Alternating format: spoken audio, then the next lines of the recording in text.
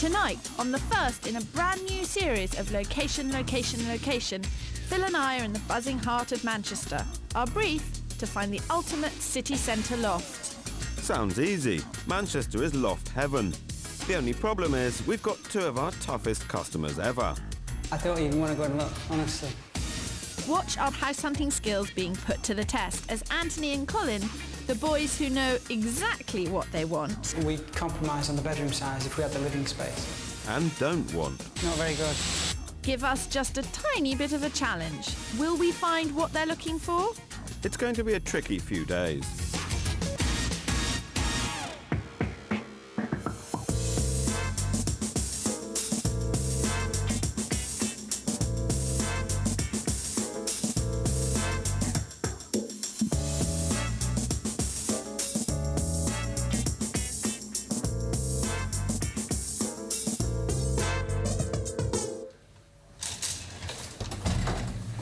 The Loft, a blueprint for style and a byword for space. With spectacular lofts like this in the centre of Manchester on the market for £600,000, it's a dream that few of us can ever attain.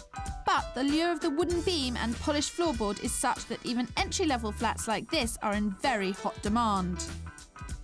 We're in town to try and find just such a space for Colin Gallimore and Anthony Freely.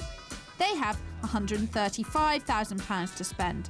But, having been on the search for an incredible 7 months, have yet to find anything they really like.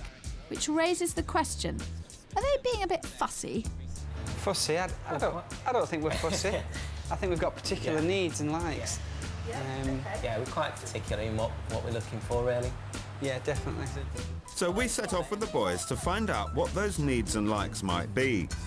Colin, you brought us to this building here. It's a stunning looking building, but what is it about it that you really like? There's several things. I mean, the main thing is the actual size of the windows. I mean, one of the things that we're looking for is a property with big windows. Right. Why is that? A, because we can see what's going on outside, but mainly because it allows lots of lighting. Lots of people to see you in. Exactly. Walking around in your little bikini outfits, yeah, maybe. So you're looking for lots of light? Yeah. We like socialising, don't we? Yeah. Going out for a swift half or two. I think you usually call it a couple of sherries, don't you? We go to the gym. We go to the gym most days. Most of the time spent in the jacuzzi rather than in the gym. We particularly like this building, Kirsty. The tall, white, skinny one. It's an amazing building. Particularly like the mouldings, the gargoyles along the top. What is it being tall and thin that you like, Anthony? A lot of people like to be able to... They're not run up and down stairs. I think it's...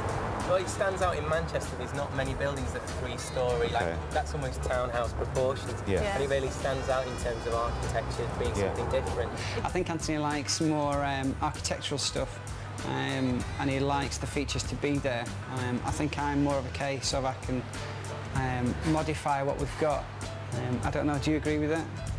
To an extent, yeah. I think one of the differences about this new building, they've tried to do different things with it. It's not a square building. The windows are coming out of the building. You've got floor-to-ceiling windows. You've got the balconies as well, and lots of steel, which is sort of going back to the old stuff as well, something that's a little bit different. Yeah, the combination of brick and steel makes reference to the old architecture. It's curved. Most buildings are square plot of land, square building. This is something different to offer, really. You're really into this, aren't you? Yeah. These guys really know their stuff.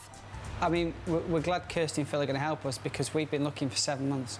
And I think because we've looked at that much stuff, it's very difficult to prioritise in terms of location and property and also investment. You get bogged down as well when you're looking. I think it's always good to have someone else's viewpoint, especially with them being the experts. As it were. Yeah. So it'd be interesting to see what they've got to say on the area. I think we'll give them a run for their money then. Yeah. So, time for a recap. OK, guys, let's really cut to the chase, see what we're looking for. As I understand it, new buildings are in, old buildings are in. Big balconies are good news. Huge windows have got to be in. Central location. Not too central. Because of the noise. Noise, exactly. In terms of old buildings, new buildings, I think more straight near to the old building. You were talking about the height of rooms. Height of room, size of windows. OK. Detail. 1 bedroom. Yeah. Anything I'm missing? View. We don't want to be that far away. Yeah. Okay. I think the answer is you're looking for the ultimate urban property. Yeah. We've got a lot of work to do, so let's get out and see what's on the market. Get viewing. Yeah? Excellent. Colin and Anthony have seen a lot already, so they know what they want, which always makes it easier for Kirsty and me. Their maximum budget is £135,000. This must include at least one bedroom, but they will stretch to £140,000 if the property was to include a parking space for Colin's car. Armed with their extensive wish list, we selected 7 properties for them to view. Hopefully, somewhere in there we'll find their dream loft. The first of the properties is in the southern end of the city centre, in the old canal basin of Castlefield. Properties here are at the cheaper end of the market. Ours is in the very modern-sounding M3. It's an entirely new building and the new properties inside aren't finished. The only one we can see is the show flat. Now, it's not called a show flat for nothing. You've got to bear in mind that the developer is bound to pick the nicest flat in the building. The one you end up buying could be darker, it could be noisier, and it might not have as good a view. Always be sceptical. What did you say about ceiling height? This is big. It's one of your First requirements. Yeah, absolutely. It's definitely got that. It really has. It really has. Now, up here... The downside of this property is that there's no proper bedroom. Like many lofts at this end of the market, the sleeping area is simply a raised platform or bed deck. Now, I know you said you didn't want a bed deck, but this is the biggest bed deck I've ever seen. Would you change your mind if there was a bed deck which was actually another space other than just a sleeping space? You could have this as a sort of sleeping, telly-watching space. Really, it's not something we've considered, and looking at it, I don't think we'd really realistically consider purchasing Even it. if I said that you could do other things with this room. You're not going to come up just for 2 sets? It's too much of a compromise. It's Well- not really what we're looking for. I don't even want to go and look, honestly. There's no windows, it's all one room, no. They're not called viewings for nothing, lads. It never hurts to have a quick look. The boys have just left. Clearly, they didn't like the bed deck. I thought it was quite sensible use of space, but I think some of the use of space on this floor leaves a lot to be desired. Come and have a look at this. Kitchen, it works very well, but what's this? Wouldn't it have been simple? Cut a hole in there, put a breakfast bar in. Down here, what is currently wasted space, a couple of chairs, dining area, very nice. Leaves the rest of this for your living room. If you've found a place like this that you like, speak to the developer, find out what improvements or alterations can be made to suit your own requirements. I think that's an interesting thing.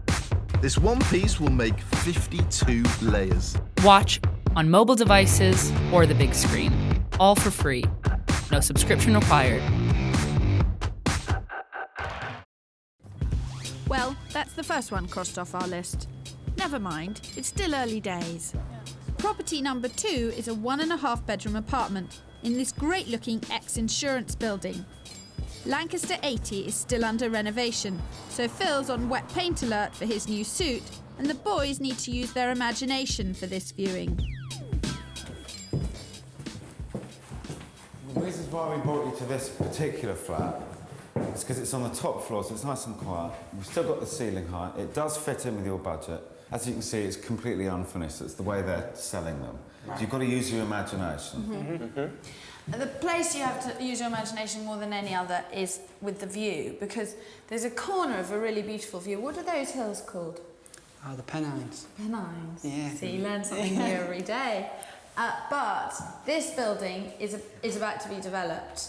Now, they've assured us that it's not going any higher than how it is now. Give us your impressions as you walked in, had a look around. Need a lot of imagination for that. Big enough? Just Or you hoping adequate. for something bigger? Just adequate. I prefer larger living spaces than this, to be honest. The hallways we came through into the property is much larger. And what about the kitchen? Is this big enough for you? This, I think, is the minimum height allowed. Because how tall are you, Phil? I'm just over 6 foot. Oh, they all say that. We're just under 6 foot. And that means we're this not must tall, be... but it does feel very Yeah, low. it does It feels feel very low. enclosed. Yeah. We compromise on the bedroom size. If we Not much luck in the bedroom either. Small and rather revealing. And just spotted that window out there. Yeah. I'm not sure I want to be overlooked in that. Yeah, that is very overlooked. Very overlooked, yeah. How did you get up in your bedroom? Well, there were some good points, like the view, some bad points, like the height of the kitchen ceiling. But essentially, it was just too small. Oh dear, I'm getting the sneaking suspicion that the £135,000 that the boys have to spend may not get them just as much loft as they're hoping for. Still, we are in one of the best places in the country to get them that dream space. If we can't find them a loft here, then something is badly wrong. Throughout the 19th and early 20th centuries, the city was the centre of a huge manufacturing region. Its massive red brick factories and huge cotton mills kept hundreds of thousands of people in work. But although row upon row of Coronation Street-style, two up, two down, terraced houses crowded in from all sides, the vast city centre, with all the great architecture, remained largely uninhabited. It wasn't until the early 1990s that things really began to change.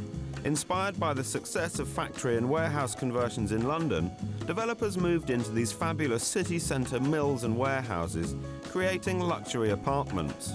People snapped them up and started the migration to the centre of the city. The rest is history. By the end of this year, Manchester city centre will be home to an estimated 10,000 people. Demand for housing is at an all-time high, and a third of all apartments are bought before they're even finished. There's a crane on every corner and a scramble to make over every derelict building in town. It's almost inconceivable, but the developers have even managed to get their hands on the old Hacienda nightclub. Sacrilege! So, although there's plenty of scope for choice, Colin and Anthony are entering an already booming market. Do you guys come down shopping at weekends? You're too busy looking for houses when we're not here. Our search continues. We're looking for the perfect one-bedroom loft. The third viewing is at the Boxworks. That building site is the next thing that we've selected to show Colin and Anthony. A little bit different this time. I don't have a set of keys, and there's not even a show flat that we can walk around. Believe it or not, more and more people who want to live in an inner city location are buying things that essentially don't exist yet. A shell is 4 walls, a ceiling and a floor. The interior is finished only to a basic standard and won't include any fixtures or fittings. Buying one is a fantastic opportunity to create your ideal home, but here's some important points to consider before shelling out. Large empty spaces are deceptive, so measure your room layout on the floor. Get advice from an architect. You don't want to be forced to demolish walls and decks because they don't comply with regulations. Do your sums. It's not cheap to finish your shell. The cost of plastering walls, laying a floor, plumbing, heating and lighting all add up. An average shell space at 1,000 square feet can cost anything between £25,000 and £50,000 to fit out. Well, Anthony, fantastic model. Most developers have models to help you visualise your future home, but take our advice. Don't even think about parting with any of your hard-earned without having a really good look. It's only when you're out on site that you can start to visualise the living experience. So this is what we're here to see, basically, is the view. And it's not hugely edifying. I mean, if that building was gone and that building was gone and you were just left with the red brick one and the church and that warehouse, which isn't too bad, that would be fine. Yeah, I think, like you say, the one with the fire escape's nice with the church behind. The other two buildings, I'm not sure are going to be moved. I think they're staying. Not very good. It's not. Well, that's put paid to that idea. Time for a bit of a recap, I think, and a realistic look at Colin and Anthony's wish list. OK, it's been a very long day and we haven't got the dream flat. What have we learned? We've learnt a lot, and that's the important thing. We know what you don't want. Yeah, exactly. And then we can go from there. Don't want noise. You definitely don't want bed decks. I think that's a fair estimation. Yeah. After the break, fun turns to frustration. So it's time to get tough with the boys who think they can have it all. No buts. I am banning but, OK? Colin and Anthony's £135,000 should get them a decent one-bed loft in Manchester. But what would it buy them elsewhere in the country? This 3-bedroomed house near Fishguard? This 2-bedroom cottage in the centre of Leeds? Or a 2-bedroom apartment in Bretbury Hall in Derbyshire? Find out after the ads.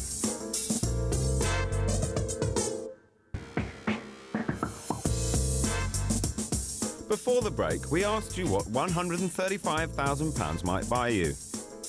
Was it this 3-bedroom house near Fishguard? This 2-bedroom cottage in the centre of Leeds? Or a 2-bedroom apartment in Bretbury Hall in Derbyshire? The answer? Any of them. They all cost £135,000 or less.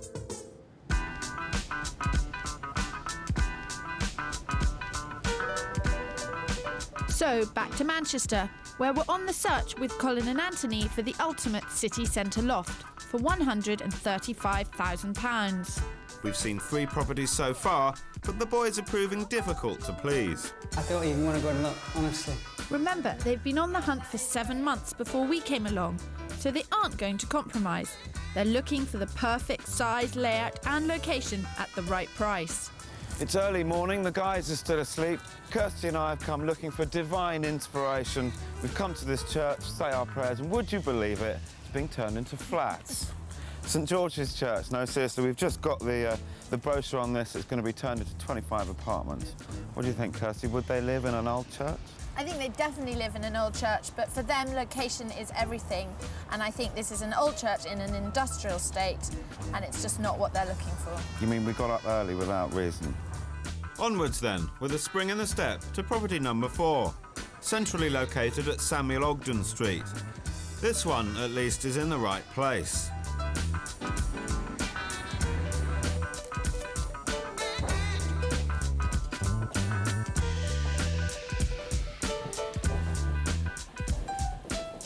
Impressions, guys? A lot of features. Yeah, nice. Lots of features. Bit of ceiling height, a few windows for you. Yeah, gorgeous. No noise of traffic. So, just first impression is the living room, you think might be a bit small. Too narrow. Yeah. There's not much you could really do with it. You can see they've got it laid out as best as you Well, can. what else do you need apart from a sofa, an armchair and a telly? Because you've got all your eating space down there. Yeah, Phil, you're playing devil's advocate. You know I'm playing perfectly devil's well that advocate. this room is like a train track. It's too It's long and narrow. Yeah, it's very corridory. It's not got a homely feel to it. But I really want to take you next door and show you, you know, the bedroom, what is now the bedroom. But Phil and I didn't bring the boys here at this stage in the hunt for nothing. Although this space is currently divided up into living room and bedroom, neither of which is very big, our key to realising the full potential of this loft is to take out the dividing wall, effectively doubling the living space. If this wall came down, it would be an absolutely enormous sitting room. It really would. It would be huge. I wish I could just cut a hole, like a little peephole in this wall, and you could stand back and look the whole way down. I mean, I wish we could climb out those windows, actually. That would be the best way of doing it. And you could look in on the room as a whole. You're pretty imaginative, though. You can picture the width. Yeah, I think we can visualise how it'd be. I think it looks stunning. The one worry for me is that we're going to downvalue the property by doing the alterations rather than maintain its value. Yeah. Changing a 2-bedroom to a 1-bedroom. Well, you're changing a 1.5 bedroom into a really strong one. bed. Come on, guys. We're creating your perfect flat for you here. I've come up here without the boys to the room that the current owner uses as a spare room. The boys regard this as a bed deck, but it has its own light source. And if you bricked up this wall, you enter it off the stairs, which are off the hall. It's a proper bedroom. Using this as the main bedroom would enable them to knock down that wall, which is between the kitchen sitting room and the current bedroom. You'd be doubling the size of your living space, and you'd have an even better view, a really fabulous view. I don't think it would damage the resale value of the flat at all. So it's the dividing wall that really holds the key to improving this loft. When you're viewing, never be afraid to use your imagination to create the space that you want. If you own a leasehold property and you're considering moving walls around, structural or otherwise, that's not structural, be sure to ask your solicitor to check the terms of your lease. It's highly likely that you'll need permission from the freeholder of the building in order to make alterations. It's called a licence to alter. You must have it before you start work. I know what Kirsty's saying about that wall. You could knock that down, you get a fabulous view right through the windows. But I'm not sure I want to spend that and do that to it. I know the feeling. And the worry I've got is about losing the height in the hallway. If you take that wall down and take it back, you'd lose all the height. I do like the flat, like all the features. Yeah. Like lots of aspects about it. It's Just not sure on the use of space, as you say. Boys don't seem that keen. Mark my words, we'll be bringing them back here. It's got far too much to offer. Not let them get away with it. Neither am I. After all, loft living is about maximising your living space. So it's on to property number 5. Now, why do I have a sinking feeling? Well, at least it has a balcony, but all is not well in the smallest room. Then there's not a very good smell coming out of the bathroom. Which says to me there might be a problem with the drain, so that's something that I'd be looking into. No good. On to the next one, number 6. And time to start being cruel to be kind. So? Nice. But no buts. I'm banning but, okay? Just looking out the window. And seeing that we're at quite a low level. 6 feet off the ground. I'm not giving up. No one can see walking by. I mean, no one walking by here can press their nose to the glass unless they're very tall. And frankly, if there are basketball players walking around like that, they can come in if they want. It's really no laughing matter. We've got a serious problem. The places in the lads' favourite areas are either too small or too expensive for them. However, a solution may lie with property number 7 in the northern quarter, home to the Vaults. At first glance, the northern quarter may not look like an up-and-coming area, but it's tipped to become Manchester's next property hotspot. This old garment district is attracting millions of pounds of developers' money. It's only a 10-minute walk from the city centre, and an opportunity to get in before the prices rocket. We just might be in luck. We're here to see the building behind us, which is covered in scaffolding. There's only a show flat available in this former bank vault. Colin and Anthony have had to be dragged here. It is not their favourite area, but Phil and I feel it might be a very good investment. So we're going to go in and check it out. Not your usual Saturday afternoon stroll down Park Lane, Kirsty. The nettles. Right, come and look at this, you two. I'm thrilled to bits with this. I know what you feel about the northern quarter, but look at this space. Space huge. Yeah, it's huge. Enormous living space. I mean, this is a big sofa, and it looks lost in that space. Exposed brick. Yeah. Okay, ceiling height. A lot of light. You've got your own dining area. Original pillars. Nice. You could paint them purple, like the famous purple pillars. It's a big space. It is a big space. It's got some Overall nice... impression, it come and feels look at the really bedroom. spacious and nice. Come and look at the bedroom. Right, now here we are. Look, your bedroom. I know what you're going to say. You're going to say that this is no better than a bed deck. But it is, because it's huge, and the kitchen is over there. It's completely separate. Right, come and look at this, you two.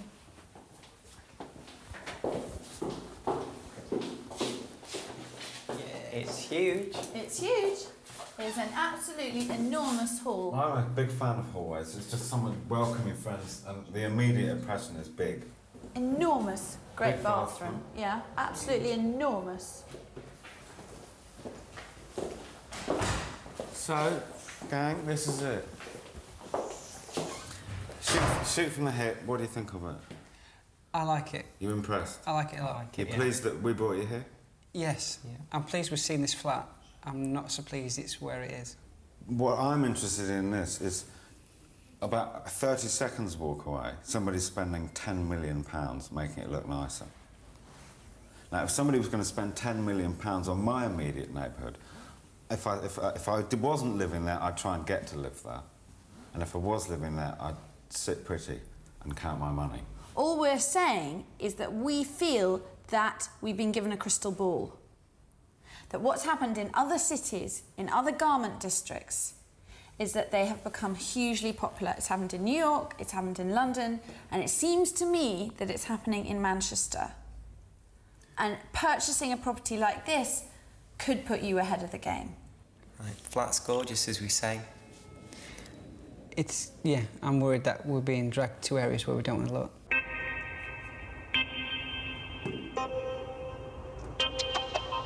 It's got the space, it's got the style. got everything we want in terms of a flat, but not out there. Well, not out there yet, boys, but half close your eyes and I swear you can almost see restaurants and shopping malls. How much of a gamble do you think this location is? I don't see it as a gamble. I really don't. Millions of pounds being spent down the road. It's going to happen. It's difficult because we know Manchester, we know what the area's like. And during the day, we're filming now during the day and it's fine. In the evenings, coming back to the flat would feel very unsafe. We show them things in their target area that are too small. Yeah. And they go, no, they're too small. Yeah. So we show them things that they can't afford in their target area, and they go, no, we can't afford it. So we bring them, it's a natural step. We bring them somewhere where they don't necessarily want to be, but they can afford what they want.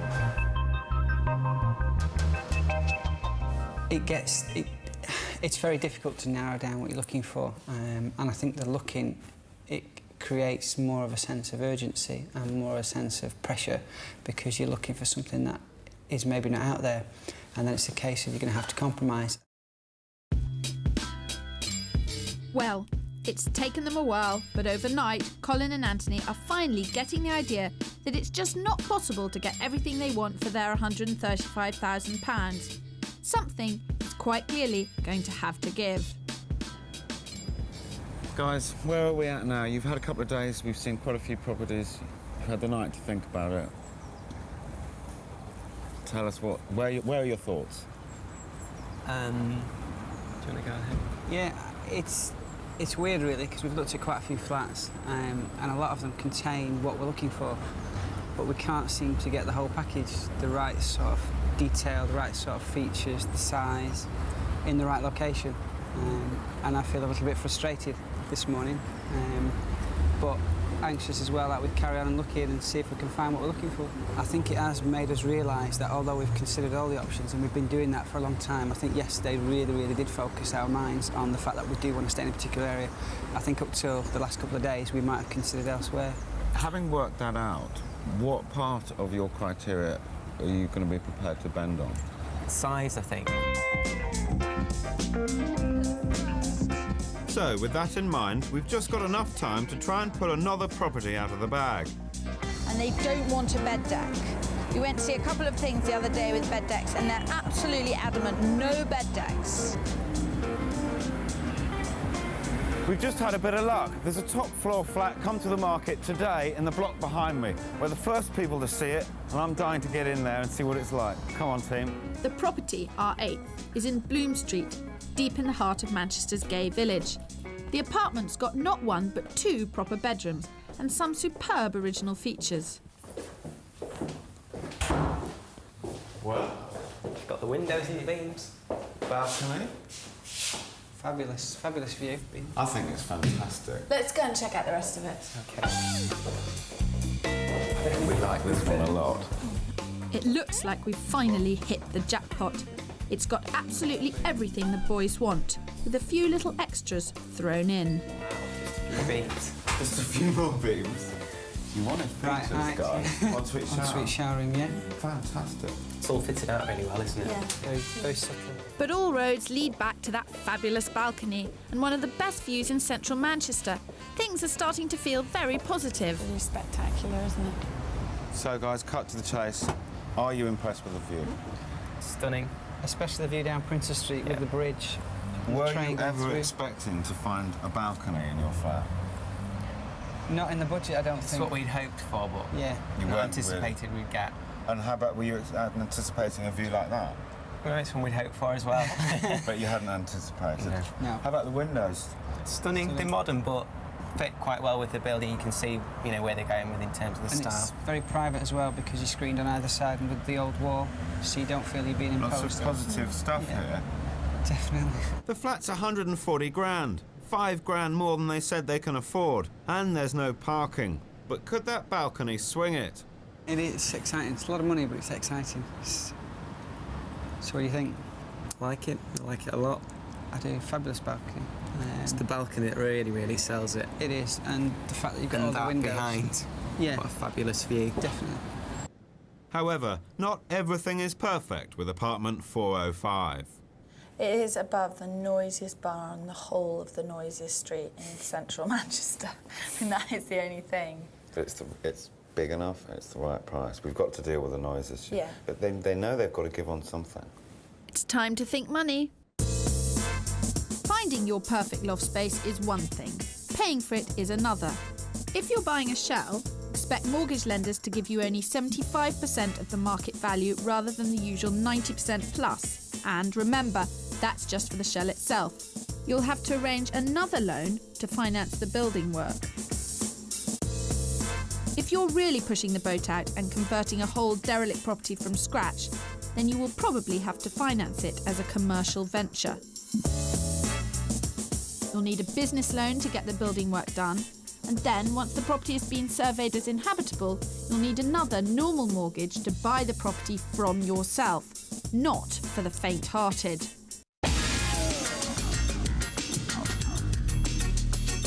After the break, it's crunch time in Manchester. This is it then? We're going to have a go at buying this? I think so. And the chase is on to get our hands on the boys' favourite flat. He wants a really strong offer and he wants it quickly, if this is going to happen at all. Well, is this just a tactic? I don't know. To find out where you can still find a city loft without breaking the bank, visit the 4Homes website at channel4.com/4homes.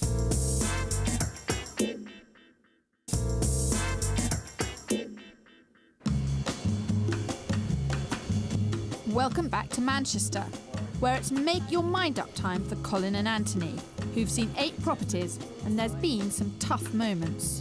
We compromise on the bedroom size if we had the living space. But this doesn't offer either, really. Yeah.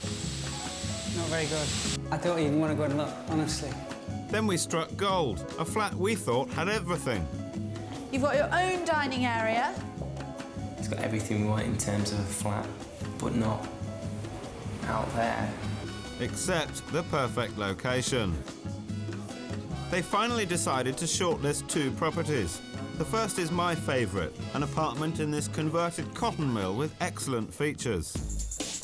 And the second, the one we're in now, is my favourite, light and airy and with one of the best views in town. But £5,000 more than their stated budget. It is exciting. It's a lot of money, but it's exciting. So what do you think? I like it a lot. Well, there it is. It hots up and we've got 2 properties to see on the final day tomorrow. So here we go for the second viewings. They've got £135,000 to spend and 2 choices. Which one is it going to be? The first property on Colin and Anthony's shortlist is a 1.5-bedroom loft apartment in this converted cotton mill behind me. This clever conversion has an open-plan living and dining area. I love the exposed brickwork and numerous features, but most importantly, I reckon that the flat has excellent scope for improvement. This loft has a bed deck and a bedroom. Colin and Anthony could double their living space by removing this dividing wall. Then, with a few minor alterations, they could turn the bed deck into a proper bedroom. A clever and inexpensive solution to their problem. £3,000 should take care of the building work, but with an asking price of £135,000, I'd have to admit that it's already at the top of Colin and Anthony's budget. This is the other property on Colin and Anthony's shortlist. It's the penthouse apartment in this converted warehouse. There's a bright and spacious living room, a sectioned-off kitchen that we all liked, and 2 proper bedrooms. No bed decks here. One of the bedrooms even has the added bonus of an ensuite shower room. The features include cast-iron columns and beams. But the flat's biggest selling point, yes, it's that balcony and view, putting the asking price up to a tantalising £140,000. £5,000 more than the boys are prepared to spend. But first, the cotton mill at Samuel Ogden Street. Well, I'm really pleased that you shortlisted this property, because it's one of my favourites. The purpose of the second viewing is really to try and deal with any questions or worries or things that you've now thought of that you want to have a second look at. What was in your mind that you needed to come and check out again? I think for me was to look at the lounge space because we talked about taking the wall down and we're not very comfortable with that, so it was to have a look at the space that was here to see if we could use it. That is not a structural wall. It doesn't hold anything up. It doesn't support anything. It's a simple job to remove it. My estimation of cost would be about £1,500. You've got a day's work to take that out. You're not going to cause a lot of damage to the floor or the ceiling. I really don't consider it a problem issue. I concern myself that people get too involved in the financial implications of doing work and damaging value. It's your home. We're looking for this place for more as a stepping stone, more like 5 years. If we were to do all that work, we'd want to stay longer than 5 years, ideally. You just said the words, immortal words, all that work. £1,500 worth of work. It's not all that work. And if it was going to damage the value of your flat when you put it back on the market, put the wall back up. It's not £1,500. You like keeping us busy. More work. We've done I'm just throwing these out to you. It's ideas. It's up to you to reject them or go with them. Second viewings are a good time to move furniture about, with the vendor's permission, of course. A little rearrangement can give a whole new perspective. Does it bring on a different feel?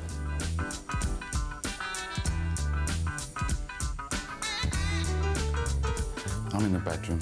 Colin and Anthony still in the living room, wandering around, seeing if it works for them. They're really going to take this to the wire, aren't they? I think the flat's great. I have no concern about removing that wall, and I genuinely think if we brought them into this flat and the wall wasn't there and the bed deck was made a proper bedroom at £135,000, they would have gone, wow, it's perfect. So it's on to shortlisted property number 2, located just across the road in Bloom Street. I really like that door. I think the lift is Just round here. Yeah. When we left this flat the other day, when was it? God, was it yesterday? It seems a whole world ago. Yes. It seems just a whole lifetime ago. We looked back up here and we saw another couple looking over that terrace, and it gave me a really peculiar feeling, a sort of competitive feeling. I wanted to rush back and, you know, drag them out and say, no, no, no, that's ours, we want to keep that for Anthony and Colin. That couple thought that it was too small for them, personally. I rang the agent and spoke to them about it. But it has only just come on the market, and when I think of all the other things I've seen, and I think of the market in Manchester and all the other people who are looking, I can't help thinking that it's going to be snapped up. So, no time to lose then, boys. Get your second viewing in quickly. It's a family-sized kitchen, it's fab. How big is it? Twice, 3 times bigger than the last one? Definitely, yeah. Absolutely. What's it got? Dishwasher, bonus, bonus, bonus. Saves a big job each day. Microwave. Microwave. Will it fit there, do you think? Will it fit in that gap? I think it will. Should I think so. Should do. I like the detail, the metal. I like this. Natural light in the kitchen. What's going on there? Excellent. That's a bonus. What about this recess here? Would you leave it, or would you... Little recess, would you leave it, or would you put some little shelves in, or...? I think it's nice that it is. Yeah. Gives it a little bit more space in the hallway, feeling of space. I'm a bit worried about them, but I think they'll be okay. It's a good job we're short, that's all I can say. Ensuite, I didn't expect this. This is lovely. Sheer luxury, one of the things we didn't ask for, and yet we've managed to pull out of the bag. I love the common parts of this flat. They're so cool. This door, this exposed steel gantry, which rests on the beams and really uses them and has all the services running off it, the gas, the electricity, the telephone. It fits in, the design is brilliant. And the final touch, the stairs. Masses of exposed brickwork, which is the boys' favourite thing. And they've even decided that the noise from the bar downstairs is no longer an issue. Everything else about this penthouse loft is just too perfect. Right, guys, the time is here. You're out of the property market and you're desperate to get back in. We've done a lot of work, we've seen a lot of properties. Are either of the ones that you two shortlisted the right property for you? I think we've discounted Cotton Mill. It's been discounted. Yeah. The first one, it's out of the equation. Yeah, I think the second viewing confirmed that for us. Right. It felt even smaller, and we had a much better look around and decided Which it's leaves not for us us. rather opportunely stood on this balcony one, yeah. in the penthouse flat. What are your thoughts here? We like it. We like it lots. Yeah. Like it enough to buy it? At the right price, If yeah. the price is right, I think it's the catchphrase. This is it then? We're going to have a go at buying this? I think so. I think we'd like to give it a try. Committing your money? Yeah. Scary as it may be. Now we get to the nasty bit. This flat is on the market at £140,000. Do you want to pay that much for it? I think if it had had parking, we wouldn't have thought about it. We'd have just said, there's the money, we'll take it tomorrow. Because it hasn't got parking, I think we need to compromise. We're compromising and we think we need to get a compromise on the price. I think it's unlikely you'll get it for less than 135, but I certainly don't disagree with the wisdom of starting at 130 and seeing what happens. You just never know. Exactly. My only concern is that it's done yesterday. That it's done, you know, as soon as physically possible. Because I don't want to put in a low offer and to have that sitting out there exposed so that whoever comes and sees it tomorrow gets wind that there's an offer and goes in at the asking price, which you can't afford because of the parking issue. So would you be prepared to let me do it now, right now? Right. I don't see why not. Yeah. We said we're going for it, so... Go for it. If you want something, you've got to be prepared to fight for it and get your bid in before anyone else. Hi, sorry I'm unable to take your call at the moment. Oh, that's all we need. I don't think if we can't get hold of him, anyone else can get hold of him, and that's the key. I can't believe we've come this far, this close, and not been able to get to speak to the man. It's gutting. 9 a.m. and I'm taking no chances. It's straight down to the office to put the offer forward in person. Hi, how are you doing? We've got an offer for you on 63 Bloom Street in Manchester. The gentleman's made an offer of 130,000. That's not acceptable. How'd you get on? Oh, it was a nightmare. They turned it down. I'll tell you about it. They turned it down immediately. Let's cut to the chase. What are we going to do? Do you still love the flat? Do you still want to buy the flat? I think it's lovely, and we're disappointed we're not having a look at it again today. Do you want to go 133? I'd say go with it, yeah. Try 133. 133, see what happens. 133 it is. But sorry, lads, someone's about to throw a spanner in the works. Chris, we'll come back to you. Bye. What now? The vendor has been on the phone to the agent. He's got a tenant lined up and he's now considering renting it. But they never said it was available for rent. He wants a really strong offer and he wants it quickly, if this is going to happen at all. Well, is this just a tactic?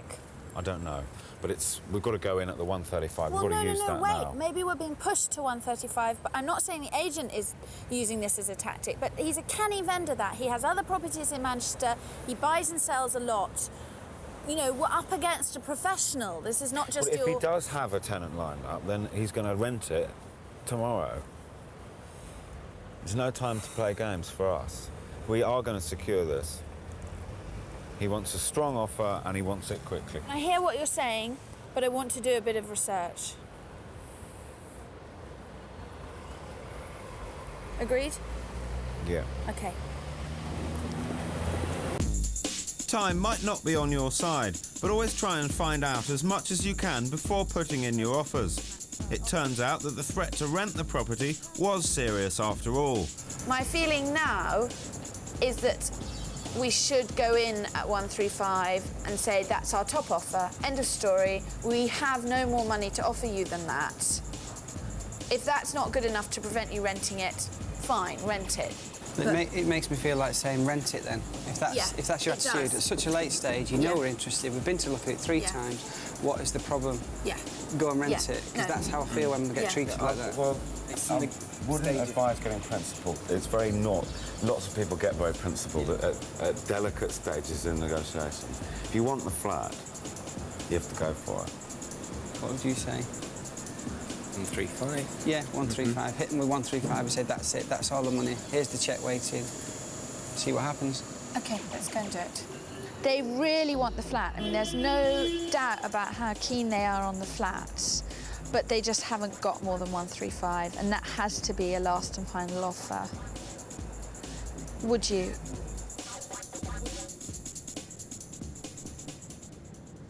"4 p.m. and the estate agent finally rings back. What can you do?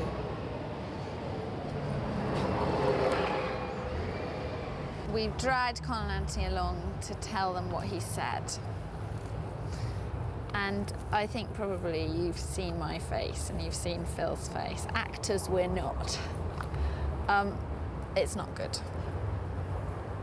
Right. He said that the vendor had said that it was 139 or he was going to rent it.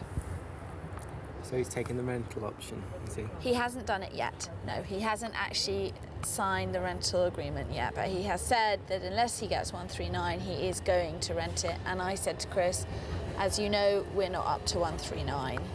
Let's get him the pen for the rental agreement. We can't afford more than 135. How does it make you feel, guys? Disappointed. I'm a bit angry, to be honest with you, because I think he's strung us along a little bit. That's how he feels. I mean, if you're going to sell it, you're going to take serious offers, and 135 is a serious offer. I think the vendor has changed the goalposts. He essentially wants to rent his flat, and unless someone will pay him 139, he's going to do that. We've done all that we can. True. I'm sorry it hasn't worked out, but as Kirsty said, you're well positioned to go on and find something else, and I'm sure you will. So And don't give up. Seriously, Grace. Certainly. Oh, You'll be I'm fine. really sorry. We will. It'll be okay. They stuck to their guns, and whatever you might be thinking, that is a key element of buying a property. all too often, when the going gets tough, the first thing that people forget about is how much they can really afford. So it's vital to remember to get your finances sorted out in the very beginning. Still, we've shown them some excellent options and helped focus their mind. My feeling is that they're not going to be homeless for too much longer. Sadly, that's all we've got time for in Manchester. Next week, we're off to Brighton to try and find the ideal seafront apartments. Come on, Kirsty, I'll let you buy me a drink. Drink? I'm going shopping. Have you seen the shops? And the good news is that Colin and Anthony have now found a place to live close to one of the lofts that we showed them. We came here during the original shoot and looked at one on the ground floor. We liked the development, didn't we, at the time? Just that flat wasn't quite right. And we've got what we wanted, which is a balcony, got parking space. 2 bedrooms, Lovely city views. Quiet location just off the main drag, which is what we wanted. Yeah, we really like it. We're really happy. The house down, quite literally. Oh no, look at this.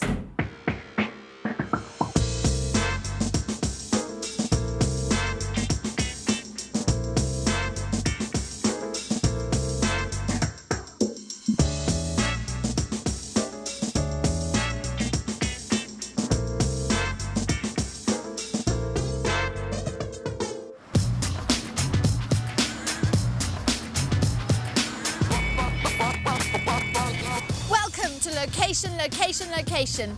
This week we're in Brighton, possibly the country's hippest seaside resort. Our mission is to use our professional house hunting skills to try and find a one-bed flat here in Kemp Town, the trendiest part of town. Our buyer has seen lots of properties but still not found any that she likes. We're here to change that. Our buyer is Elizabeth Lewis, who's a headhunter for a London-based media company. She's been living in this 2-bedroom maisonette in Hove for the past 2.5 years. Well, I want to move because I've resigned from my job and I want to work in Brighton, so I need to reduce my mortgage, so I'll be looking for a 1-bedroom flat rather than a 2-bedroom flat. I do have a cat, but if I see something really stunning that is not able to accommodate the cat, he can actually go and live with my father in a house where there's a big garden.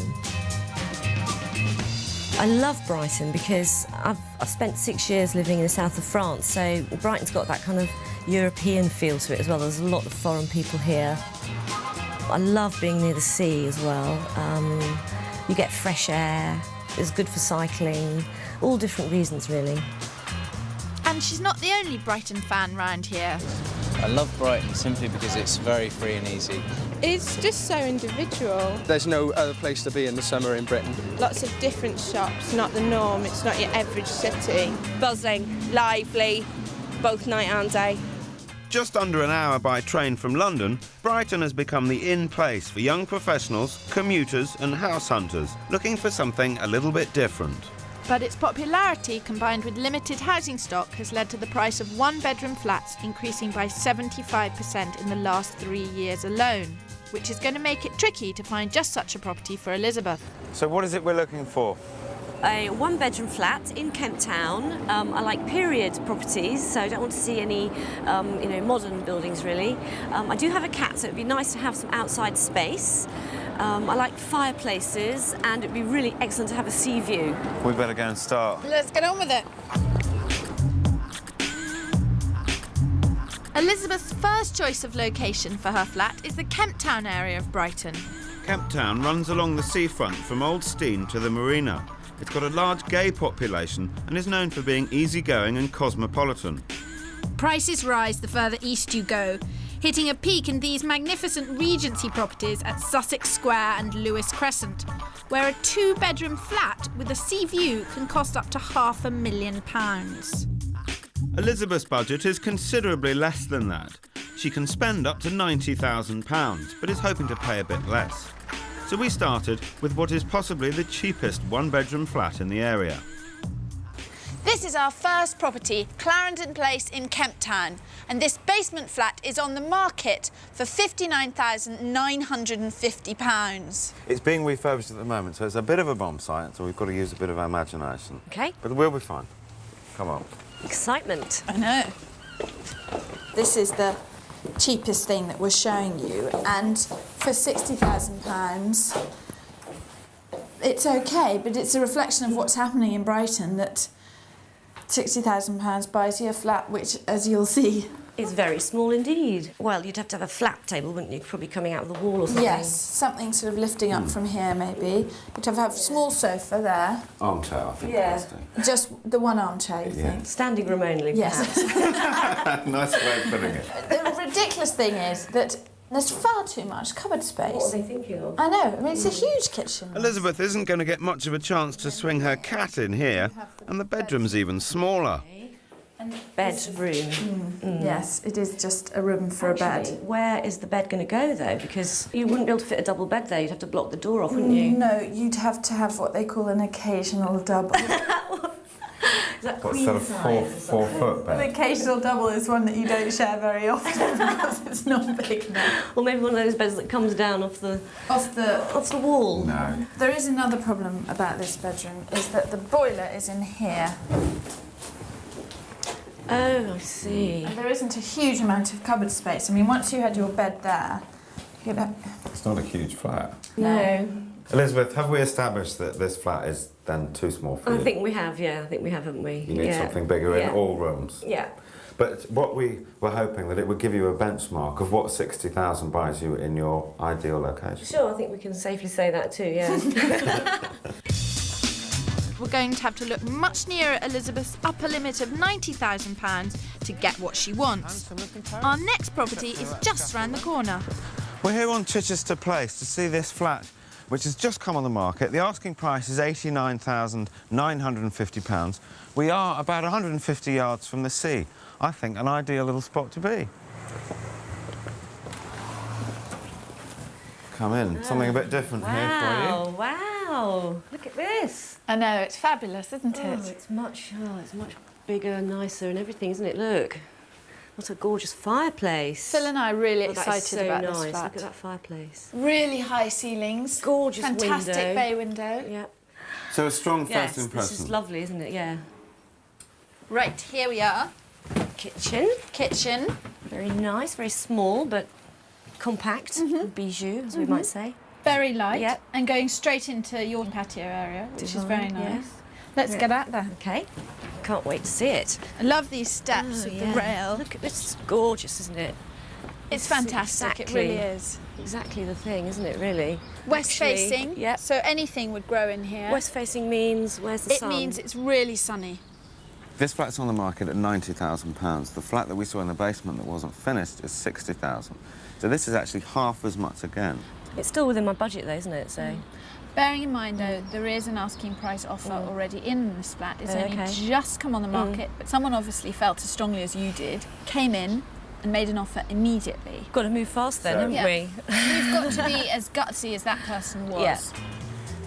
Elizabeth is rather keen on this house, but decided that she wanted to look at a couple more before making an offer.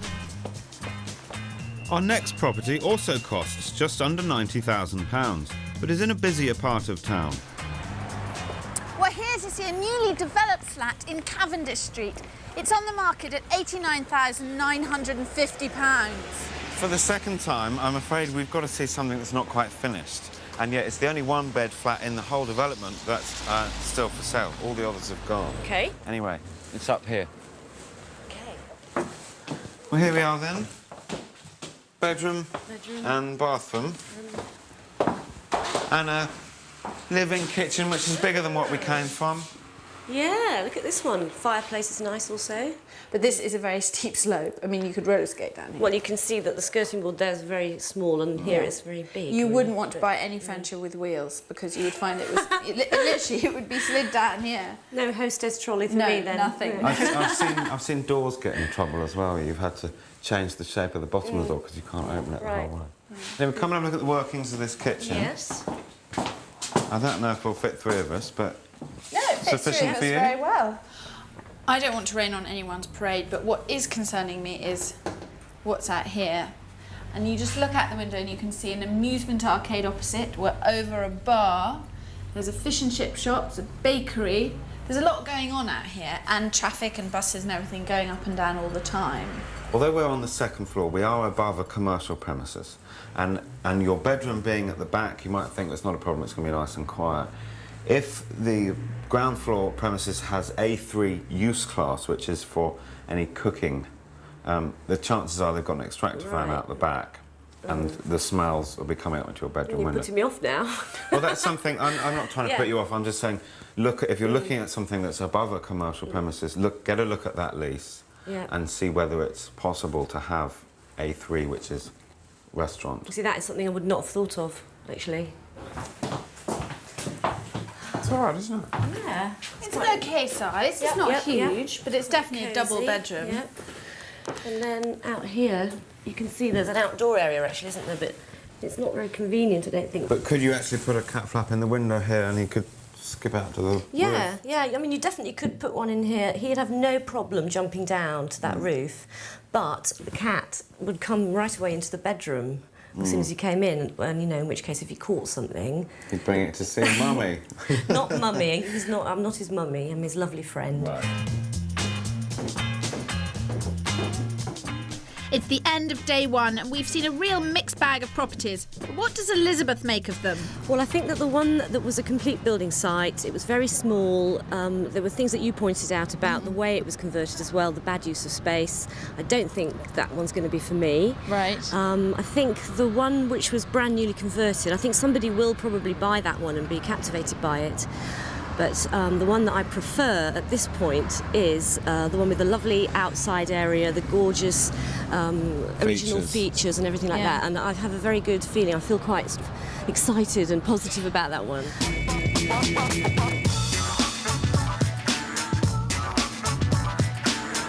Well, it's the morning of our second day. We're here on Marine Parade to see the top floor flat in the tall building behind me. It's come on the market at £97,000.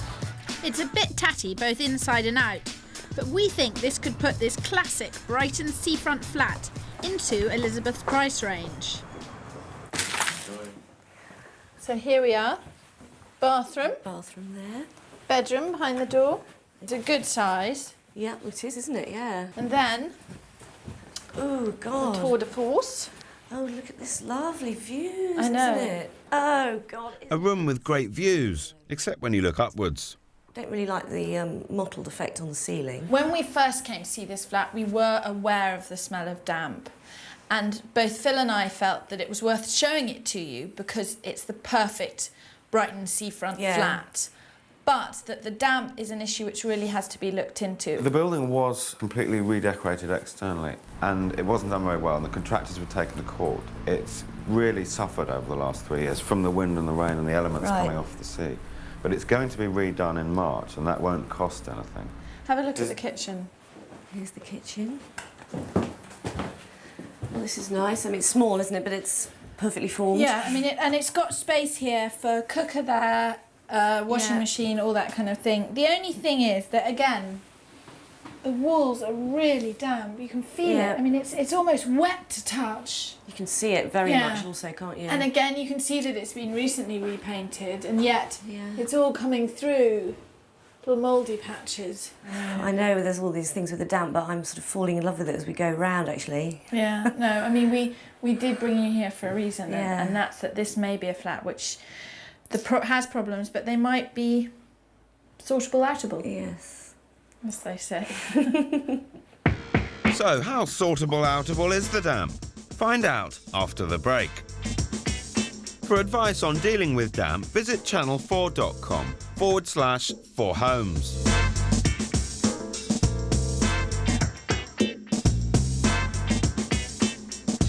For tips on avoiding the pitfalls when buying your dream seafront home, visit channel4.com/4homes.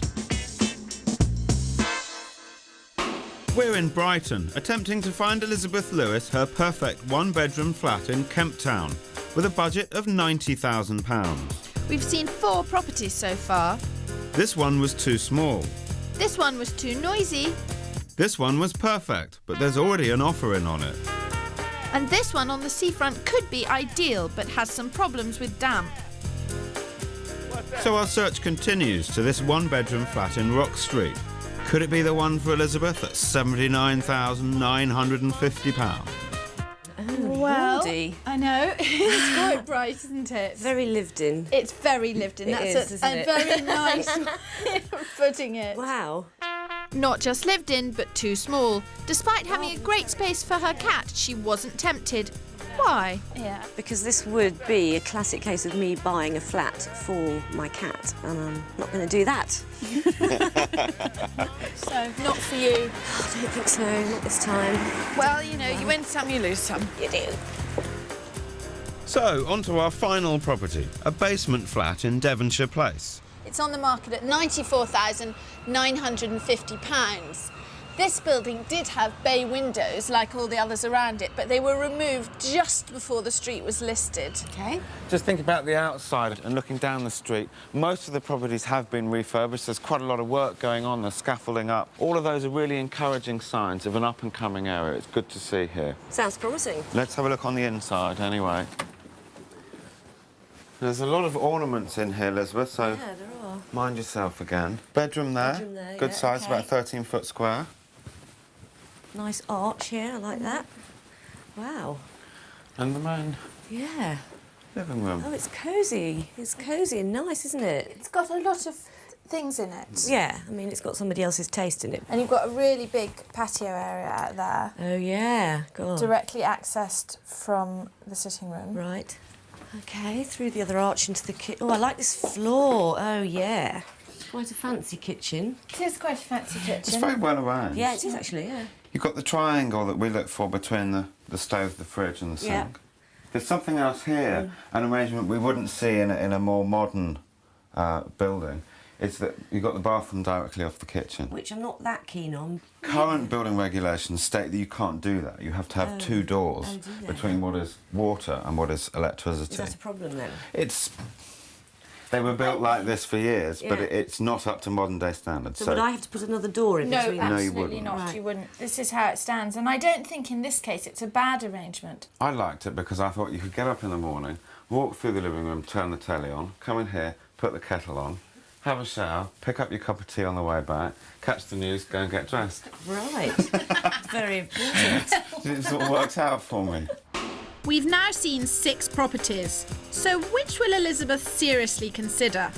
One of them definitely is seriously in consideration for me, and that would be the period property with the outside garden. My only concern with that one is that somebody might put in an offer higher than the asking price, which I won't be able to match. I can't do that. And last night, actually, I had a really bizarre dream about the property on the seafront in Marine Parade. Yeah. And I keep thinking about that one all day, and I've got this spooky feeling about it. Spooky good, spooky yeah, bad? Spooky good feeling. The other one with the outside sort of patio area, which is quite filled with clutter, Devonshire Place. That one had great potential, I thought.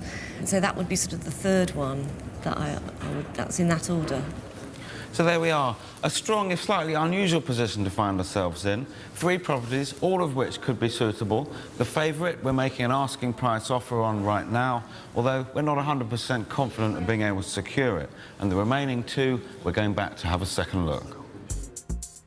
But before we put in an offer on Chichester Place, Phil and I need to work out a strategy to make Elizabeth's offer really attractive. She's up against a first-time buyer who, unlike Elizabeth, doesn't have to wait to sell a property to raise the cash. To be in with a chance, she's going to have to offer over the asking price. So what we've decided to do is make an offer of £91,000 in order to sort of acknowledge the fact that we perhaps would be the less preferred purchaser. Whilst the offer's being considered, it's time for a second look at Devonshire Place. OK, here we are again. Much as you remembered? Yep. Despite its potential, it just couldn't compare with the sea views of Marine Parade. But there was a surprise in store. Oh my God, what's happened? Oh no, look at this. I said the ceiling's not going to fall in or anything, didn't I? You know what, it's soaked. Feel it, it's absolutely soaked. If that had fallen on one of our heads the other day when we were having a viewing, it would have probably killed one of us. I'm completely gobsmacked by that. Basically, it's a lard and plaster ceiling, and it's just had more and more plaster put on it, and probably the last lot of Artex was just too much for it. Well, it's sort of a good thing. Really. You know what? It's a good thing. Why? I think that the vendors are going to be so hacked off with this flat. They're just going to say, take it off our hands. And we can ring the agent and we can say, look, we were planning to offer X. We came in for second viewing. This had happened. The agent hasn't seen this yet. Doesn't he know? No, we had the keys. When I just let us in. We should just get a builder who can come round and say, this is what it's going to cost you to sort this out. Time to get on the blower to a local builder then, for a professional opinion. What do you make of this, Danjo? Oh, crikey. Not very good, is it? To take this ceiling down and replace it, you're probably going to then have to redecorate this room because it's quite a massive job. I'd have thought £1,000, something like that. While the ceiling and any repairs to the roof are likely to be covered by the vendor's insurance, there's no pretending that a flat in this condition is going to be easy to sell, which puts Elizabeth in a great spot to cut a deal. Well, it makes me quite hopeful for a negotiation situation. Oh, I mean, brilliant. it was on the market for 97, isn't Yeah. it? And we if were I hoping was to get it for thinking, 90. if I was thinking 85, I'm not thinking that anymore. No. I'm thinking, well, we'll have to talk about it maybe, but, you know, a much lower offer. And the flat looks even more of a contender after Kirsty gets a call from the estate agent for Chichester Place. OK, thanks. Bye. She said that the vendor at Chichester Place is going to stick with the first-time buyer. That's not to say that, as you said, you know, it might all go horribly wrong. Yeah, I mean, the first-time buyer might not be prepared to wait. The roof might fall in. Yep, the roof might fall in.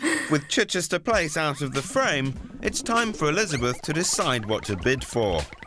Well, I think I am more attracted by Marine Parade. OK. And so I'd like to make an offer on that one. Right. Now, what I think I'd like to do is make an offer of 85. I know that's a lot less than the asking price, but given the state of the ceiling being on the floor, I think we should try that. I mean, he might say no, but what do you think? What do you think will happen? I think it's a good move to have your first offer rejected. Do you? Can we just start with 85? OK, certainly can. I think if we really stick to our guns, we can get it for 85. Especially with your powers of negotiation.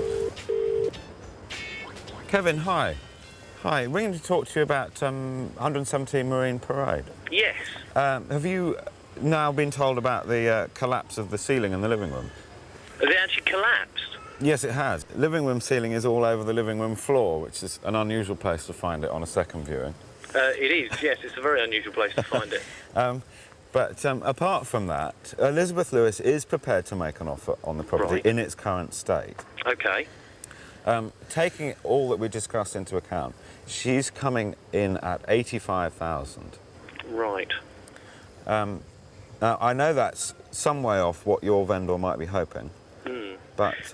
I do think he's actually going to be looking for, something closer to the asking price than 85. But obviously, if the condition of the flat has deteriorated significantly, then, hopefully we have a chance. Kevin, if I can leave it to you to see what you can do. We've got a purchaser who's willing and able to move. Right. At the 85,000. OK, I'll see what I can do. In its current state. I'll see what I can do. Excellent. OK. Thanks for your help. Thanks, Phil. Bye-bye. £85,000 for Marine Parade is a bit of a gamble at £12,000 below the asking price, but it's a good gamble. The vendor is going to have real trouble selling the flat in this condition, and we think he may be prepared to go for a quick sale, especially since the interior of the flat is deteriorating rapidly. From Elizabeth's point of view, she knows that the cost of repairs is only £1,000. We think she's done exactly the right thing. All we have to do now is wait to hear if Elizabeth's plucky offer has been accepted. But before we do, time for just one more thing.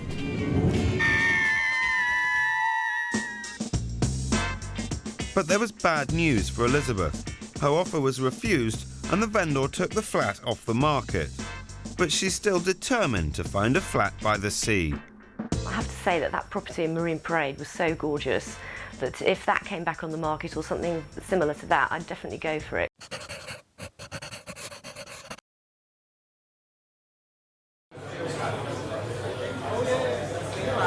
It's tricky moving to a new street, a real headache moving to a new city. Can you imagine how difficult it is to move to an entirely new country? This week, Kirsty and I are helping Yvonne Fisher, who after 40 years living under the sunshine in Miami, has decided to up sticks and return to the country of her birth. She's starting a new life where they make the real stuff in Northern Ireland. Cheers. We're professional house hunters and our job is to make sure the buyer gets the best possible property for the best possible price, whether it's a loft in the city or a little place in the country. Over the coming weeks, we'll be finding properties for people who have to move but need a little help. But with only one long weekend to find them the home of their dreams, it's a race against the clock. Our task is to find for Yvonne a house with a hint of Irish charm and bags of modern convenience. Not easy in a market booming now that permanent peace is on the horizon in Northern Ireland. But with only a few days to get the job done, we've really got to get going. Yvonne sold her 3-bedroom house with swimming pool in Miami 1 year ago, and she's presently renting a detached bungalow in Ballymuir. She really loves it where she is, but she feels the need to put down permanent roots. This is one of the very, very top things on my agenda for my house. It needs to have a beautiful garden, it needs to have its privacy, and it needs to have some lovely space to work with. Yvonne's big passion is watercolour painting, and so she's stressed the need for plenty of space and plenty of light to indulge her hobby. Oddly enough, when I was in Miami, all of my work was landscapes of Ireland. Now that I'm in Ireland, all of my work is tropical flowers from Miami. My dream home, of course, would be a big studio, just a big barn converted to a wonderful studio. But to be practical, I really do need a 3-bedroom, hopefully a 2-bath house or a 2-loo house. So with a maximum budget of $70,000 and knowing that Yvonne likes her modern conveniences, we've got a tricky job ahead of us. Owing to recent developments in the peace process, property values in Northern Ireland have started to rise, and in the last 7 years alone, house prices have doubled. Properties in hot areas like Belfast are expected to rise in value by up to 50% over the next 5 years. Northern Ireland is going through something of a renaissance presently, and with more than its fair share of domestic new build, this could be the best solution for Yvonne. So how would you begin if you were looking for a home in an area or even a country you didn't know that well? Well, we're going to make a start surfing the web in this internet cafe. In America, the World Wide Web has completely transformed the way people buy and sell property. 98% of homes for sale can be found on the web.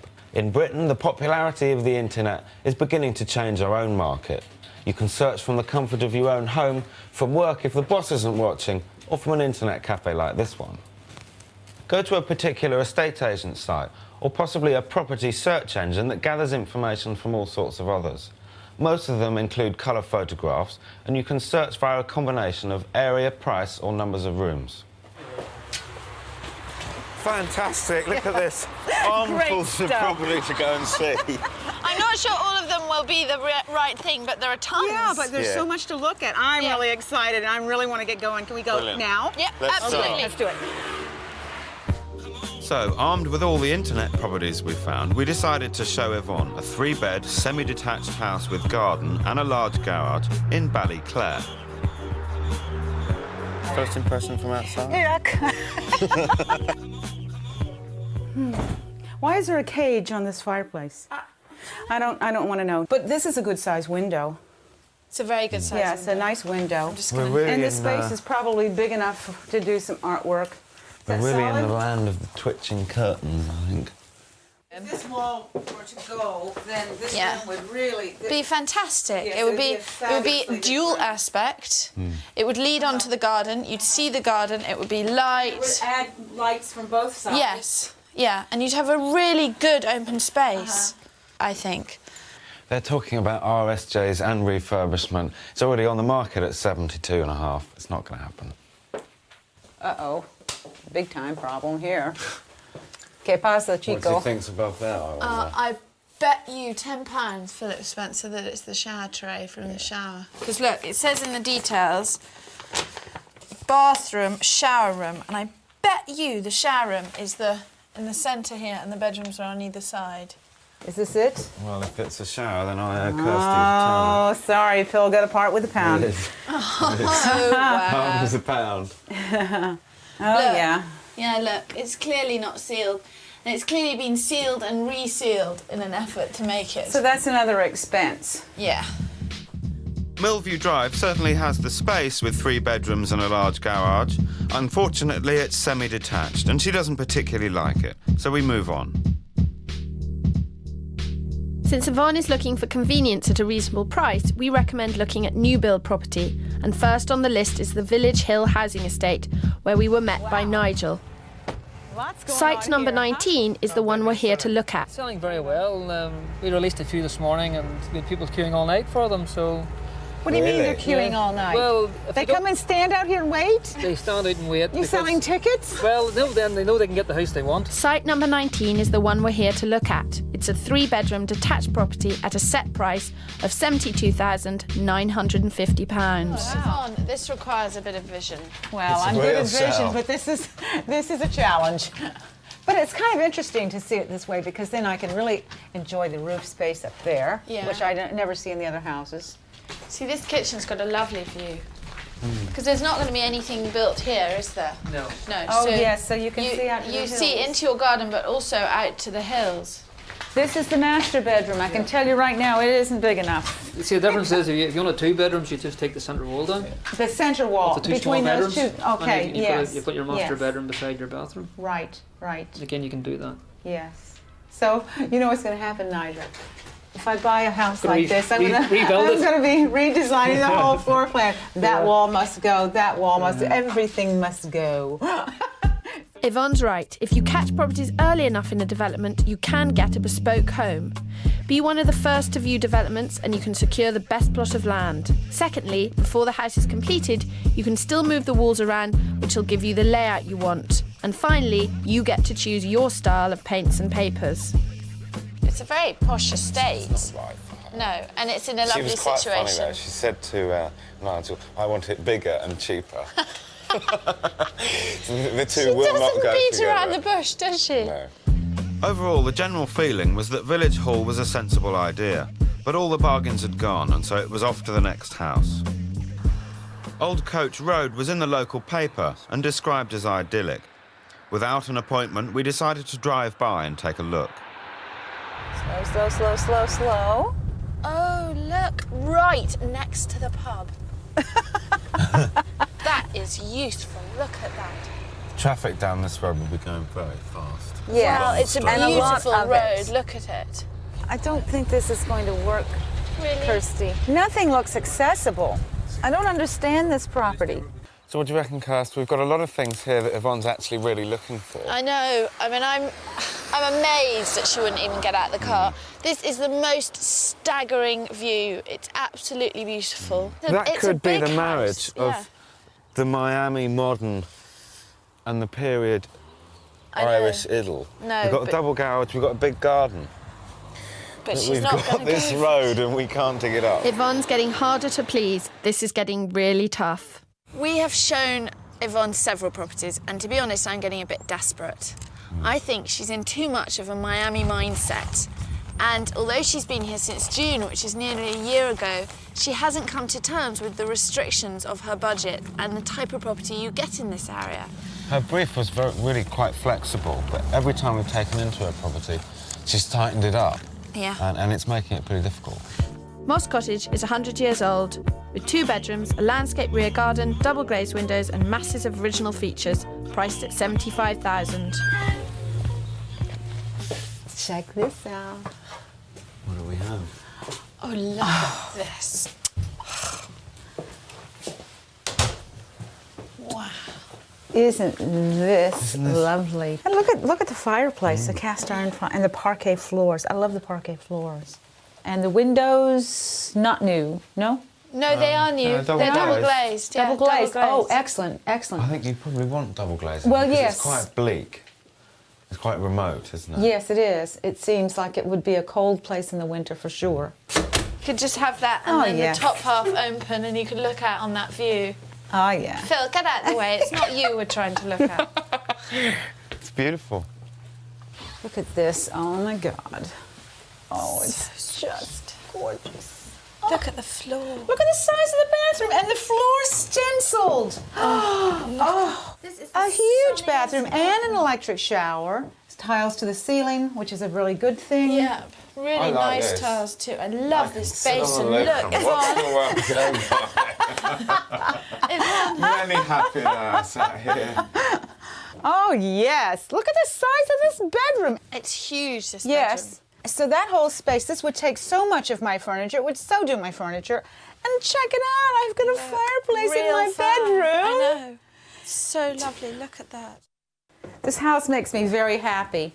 Does it? Yes.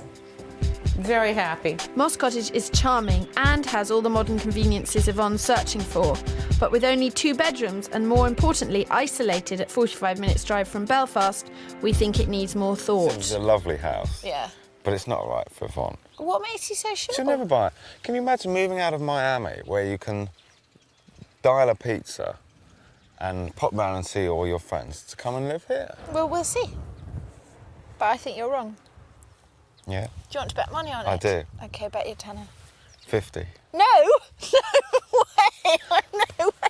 Phil! You're not sure? Sportsman's bet. Sportsman's bet. Sportsman's bet. OK. You sure this Yeah, time? Sportsman's bet. OK. But it would still... Find out who's right in the second half and join us for more properties of the week. How much did I bet you, Phil? I think I knew you had a bet.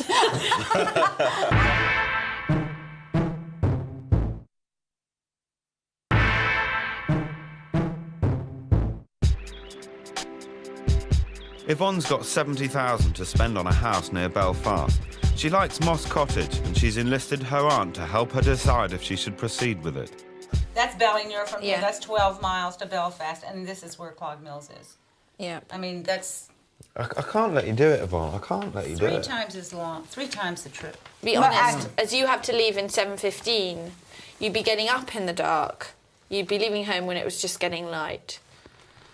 But it would still be... difficult, yeah. How much did I bet you, Phil? I think I knew you had a bet. I knew you did. Oh, you stinkers. I had a bet.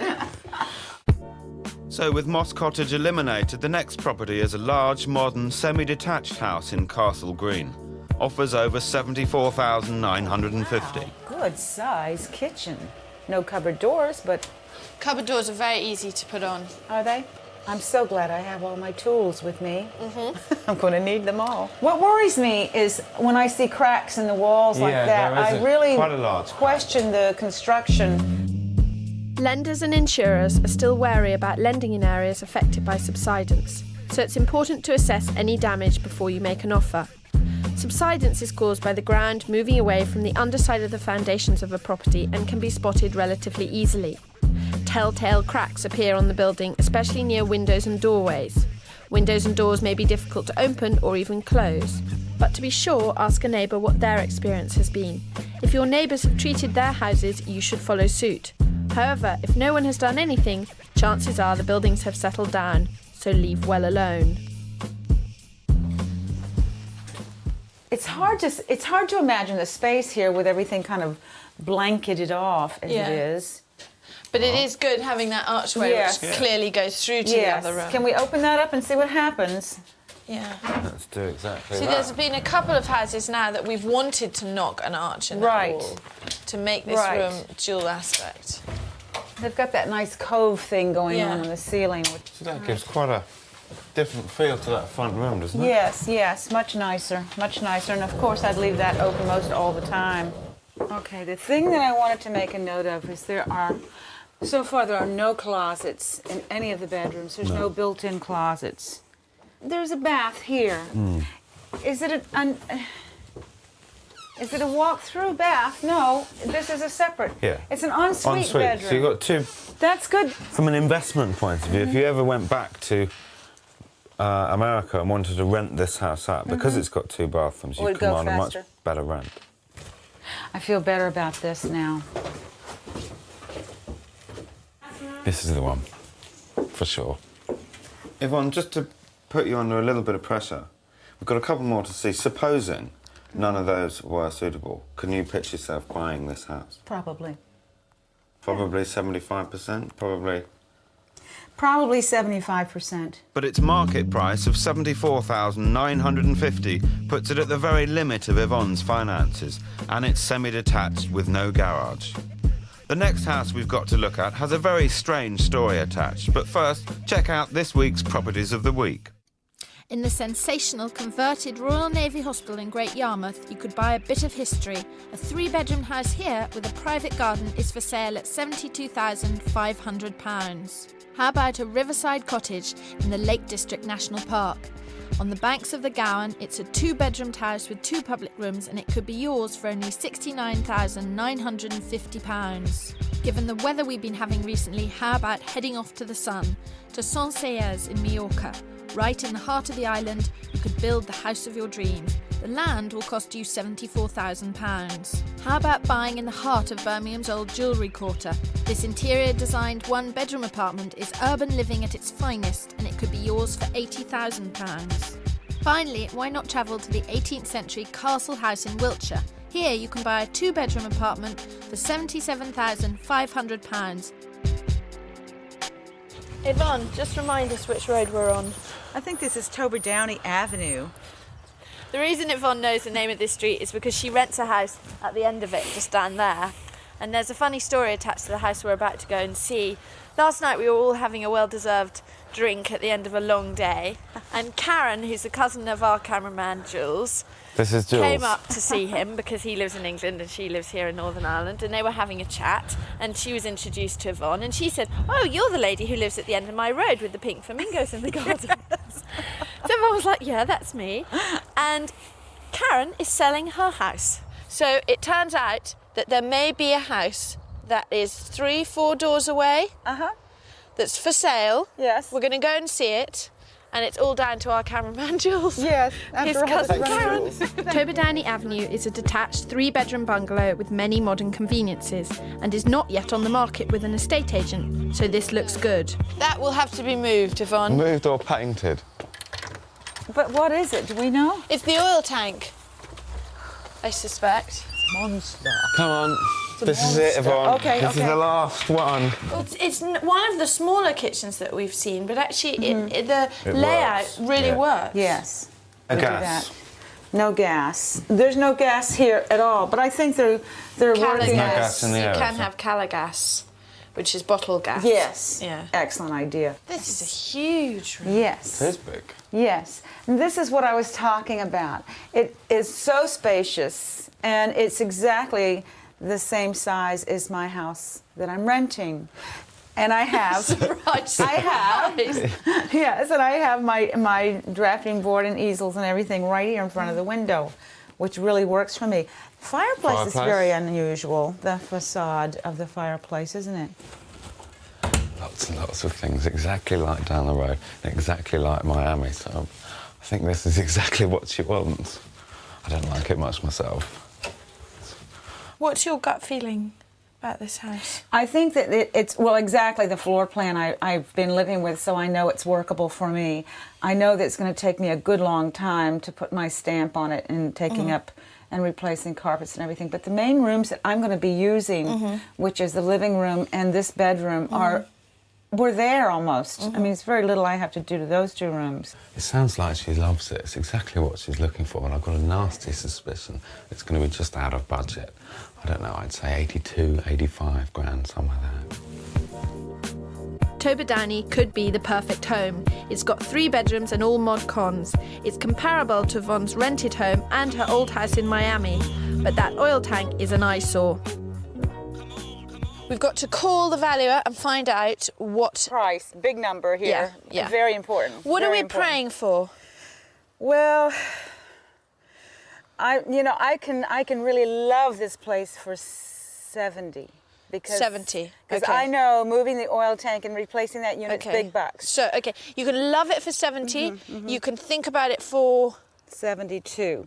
Beyond 72? For 75, I'd rather do the other guy. Right on the button. I know, but this is important. But I've been thinking about this because the other one I don't have a lot to do. Yeah. Let's go. Okay. But that's good. Great. With only half a day to go, the pressure was on, so we raced back to Castle Green for a second viewing and put a call in to see if Toby Downey had been valued yet. Hello? Karen, it's Phil. I work with your cousin Jules on location. Hi. We're wondering, or looking for an update. Have you heard back from last night's valuation yet? Yes, we had. And has he come back to you with a figure? Yes, he has. And what might that be? Well, he said that he was going to put it, if I was going to put it on the market, it would go on about 79950, and hopefully to get sort of like the early 80s for it. Right. That was his opinion, and today I phoned and asked another one to come out this evening again to give me a second opinion. Yeah. I'm standing here with Yvonne now. Yeah. I think that'll price Yvonne out of the game. She does really like your bungalow. If we're able to do a deal off market, because the house hasn't gone on with an estate agent yet, would you be willing to negotiate? Oh, absolutely, yes. Okay, even saving the 1 or 2% estate agent's fee for doing a deal without them still meant Tober Downey may be too rich for Yvonne. Cheers. Bye. Bye-bye. Phil, what I want to do is kind of tromp through the house and make to-do notes. So I get a rough idea of what kind of money I have to spend once I'm in here. I have to buy a washing Yvonne is being very practical, remembering to include the costs of all key electrical appliances and any decorative alterations she needs to make within her overall budget. It's so easy to be carried away in the buying of a property, but it's crucial to be realistic. If you need to buy things, then you need to buy them, and you've got to take the cost into account. Now, you've got a list? Your list of things that you need to do. Well, yeah, I've got a list. I still have the Tober Downey thing in my head. But I can get it out of my head because it's not where I want. We need to go back and crunch numbers. Yes, we do that. That's the next thing to do. I hate to agree with Phil, but this is definitely the one. After working with the figures, we all came to the same conclusion. It had to be Castle Green. Hello, Catherine speaking. Catherine, hi, it's Kirsty from the location programme. Hi, Kirsty. Hi, I wanted to make an offer on 16 Castle Green. Oh, right, okay. Yvonne really doesn't want to spend any more than what is effectively 75. It's the 74,950. Now, I know it's standard. Because Yvonne only has 75,000, we have to be smart with her money. We know that we're offering less than some previous offers, but we're making it clear that there are no time restrictions. Yvonne can wait, and apparently the other purchasers can't. It's risky, but money isn't always the only issue. And if you haven't got enough, you just have to be a bit more inventive when trying to do the deal. Okay. Thanks so much. Thanks very much for your offer, now. Bye-bye. Bye. What? Well, she basically said she'd put it forward. You know, obviously she was hoping for an offer of a bit more. She's had an offer of 77, 78. But the fact that you're prepared to wait is a big thing in your advantage. It'll be fine. It'll be fine. It'll be good. Oh, Lord. It's really scary. Okay, bye. Well, it was a gamble, and it hasn't paid off.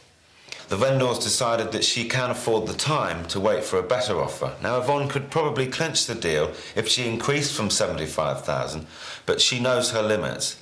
And there is a rule of house hunting: know your limits and stick to them. The right house will come along. This week, it's house hunting in the open air, as we're on the lookout for the perfect country cottage.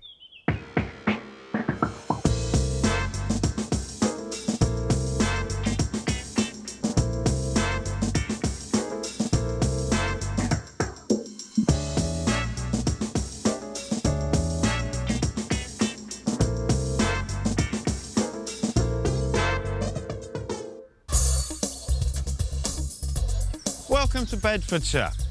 This week we're house hunting deep in the heart of the countryside.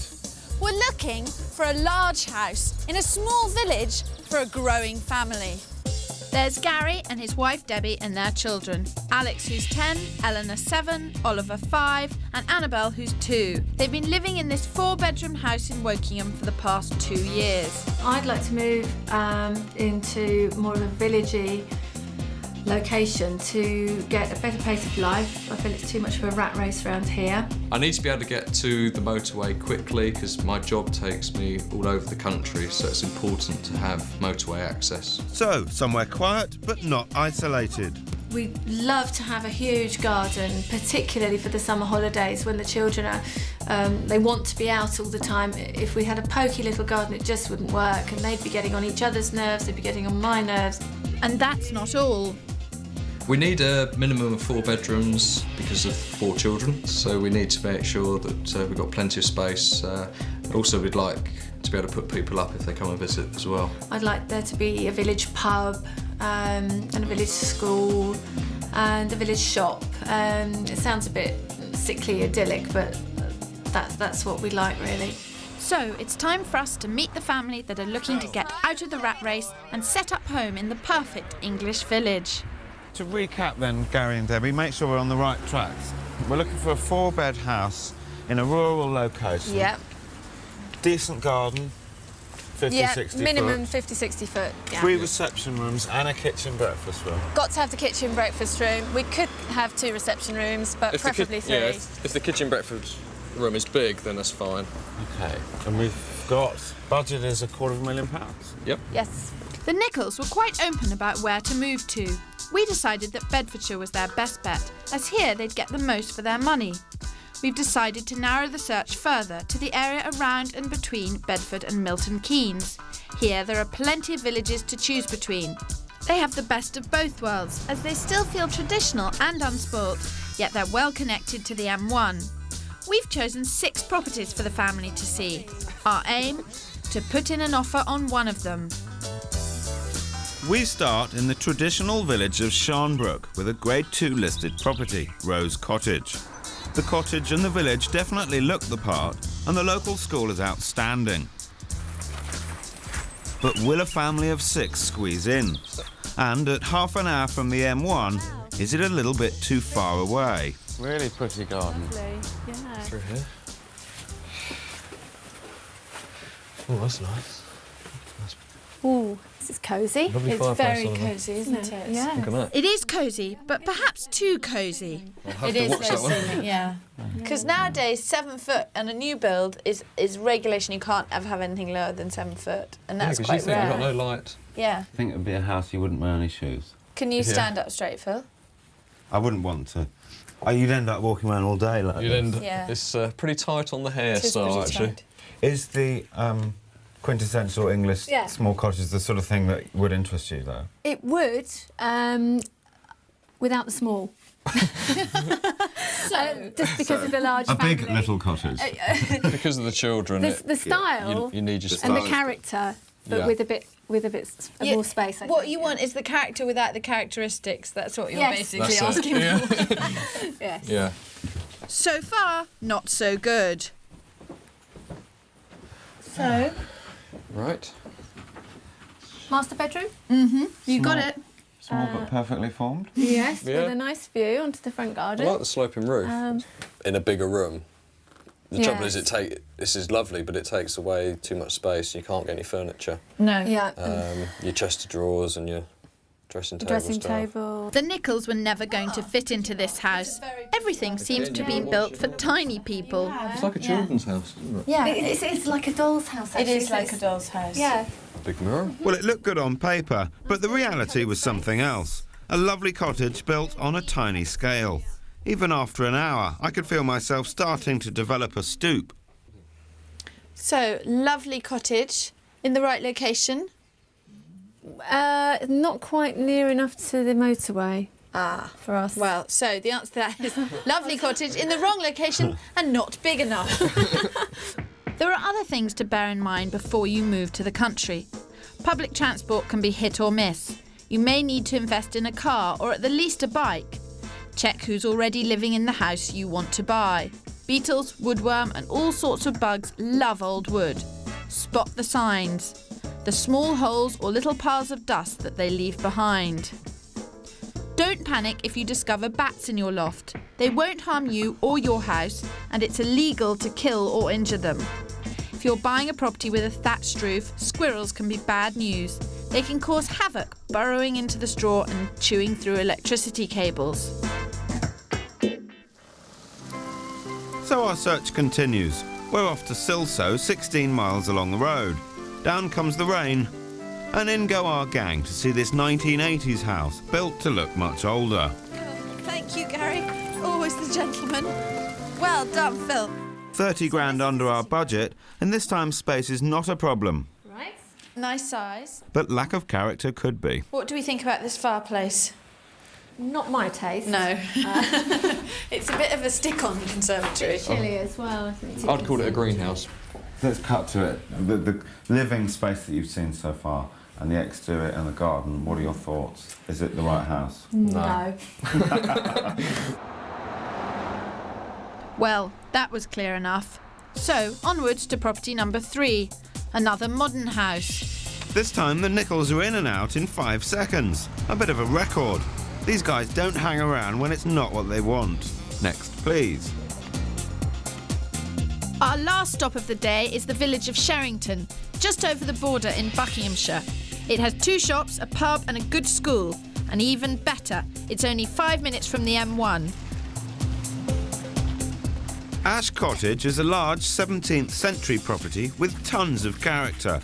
It's on the market for just under $250,000. Here goes. Fingers crossed we'll like it. Everyone in? Ooh. Very nice. Nice hallway. We thought you'd like this hallway. Yeah. It's quite impressive with the stone flags, isn't it? It is, yeah. And the mahogany banister. With the detail on it, yeah. Yeah. Really nice. And look, there's this bell. Do you see? That's the front door bell, and it leads all the way back to there. It's cool, isn't it? That's a bit aggressive. Someone's at the door. Sorry. Let's go into the sitting room. It certainly has the character, but what about the characteristics? I love these doors. They're really low. Oh, Lovely fireplace. Lovely fireplace. Wood burning stove. Yeah. Huge slate hearth. These windows were added on. I think these are Edwardian additions. The house was originally a 17th century house. And this bay gives you a lot more space. I don't think they've taken full advantage of how much space the bay gives you. Yeah. Kirsty, what do you make of the low height of the doors And high ceiling. compared with the high ceiling? Maybe the ceilings were low, and when they put the bays on, they perhaps raised the ceilings, or they obviously did major alterations in the early half of this century to this house. So far, so good. It's got charm in spades and has plenty of recent work done on it to make it practical to live in. Although with secret doors, cupboards and corridors, it's a bit of a labyrinth. Oh, that's nice and deep. Yeah. This has been added on at some point to the original stone structure. Yeah. Though the rooms are still small by modern standards, there are plenty of them. There's even a bonus 5th bedroom up the back staircase. And with its own facilities, it could be the guest room that the Nichols were hoping for. Now, obviously, this room isn't an original room. It was added on. Added on, yeah. It's good size. But it's a really good size. It's got its own shower. Yours are all upstairs listening to Kirsty, no doubt. I'm a bit concerned that the garden's actually going to be too small for them anyway. I would make a point about the ivy. Ivy's a really aggressive plant. It can grow through mortar and bricks, and I'd be a bit concerned that it can get under gutters and push through tiles. Could cause quite a problem. Way to deal with ivy. Look underneath. Hacksaw out, cut it off, and a year later, it'll all be gone. End of problem. Ash Cottage is full of character, and unlike some that we've seen, it's also light and airy. Remember that many of these old cottages have small windows and thick walls, and can get very dark when the weather is not so good. So work out which way the windows are facing and be realistic about how much light you'll be getting. Oh, how's we getting on? Impressed. Very well. Yeah. Lots really of accommodation, versatile as well. There's lots of ideas buzzing around at the moment. So it's quite higgledy-piggledy. It is, but I think that's the charm of it. So, we've scored a hit at last. Enough house hunting, time for a bit of R&R in the fresh air. Whilst it's quicker and quieter to do the house hunting without the children, it's also easy to forget the Nichols' true order of priorities. How they use their current house puts a real emphasis on the garden, and makes me wonder if the small, overgrown garden at Ash Cottage is going to get the kids' approval. Well, something I'm going to take away from today, that it's about the kids. We've got to find the space for the kids. yeah, I think it's important. They like to kick a football around. They've got lots of energy and I can see that. don't like them using it all up in the house, so it's got to have a little bit of a play area for them, something that we can turn into a play area. In part 2, we take a giant leap towards meeting all the family's requirements. But there is a catch. Find out if you could live with it after the break. If you think the country cottage idyll is beyond your budget, visit channel4.com/4homes to find out how a matter of miles can make a difference of thousands of pounds. You don't have to live in the country to enjoy a natural lifestyle. Check out channel4.com/4homes to find out how to achieve that modern rustic look. We're deep in the Bedfordshire countryside, house hunting with the Nichols family. We've seen 4 properties so far.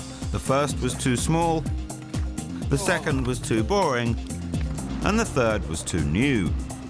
But the fourth, the beautiful 17th century Ash Cottage, got the thumbs up, inside at least, though I couldn't really see the kids going for the small garden. It's now the start of day 2, and we're heading off to the next property on our shortlist.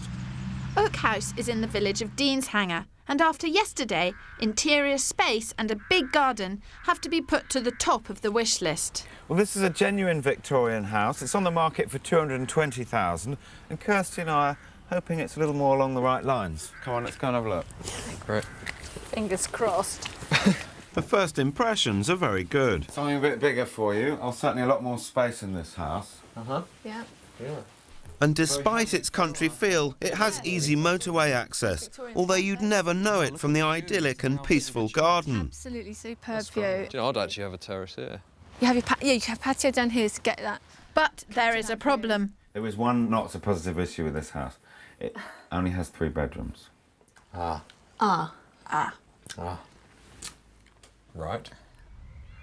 It wasn't that we hadn't noticed. At 30 grand under their budget and with such a huge garden, there was real scope for an extension. But the Nichols didn't see it that way.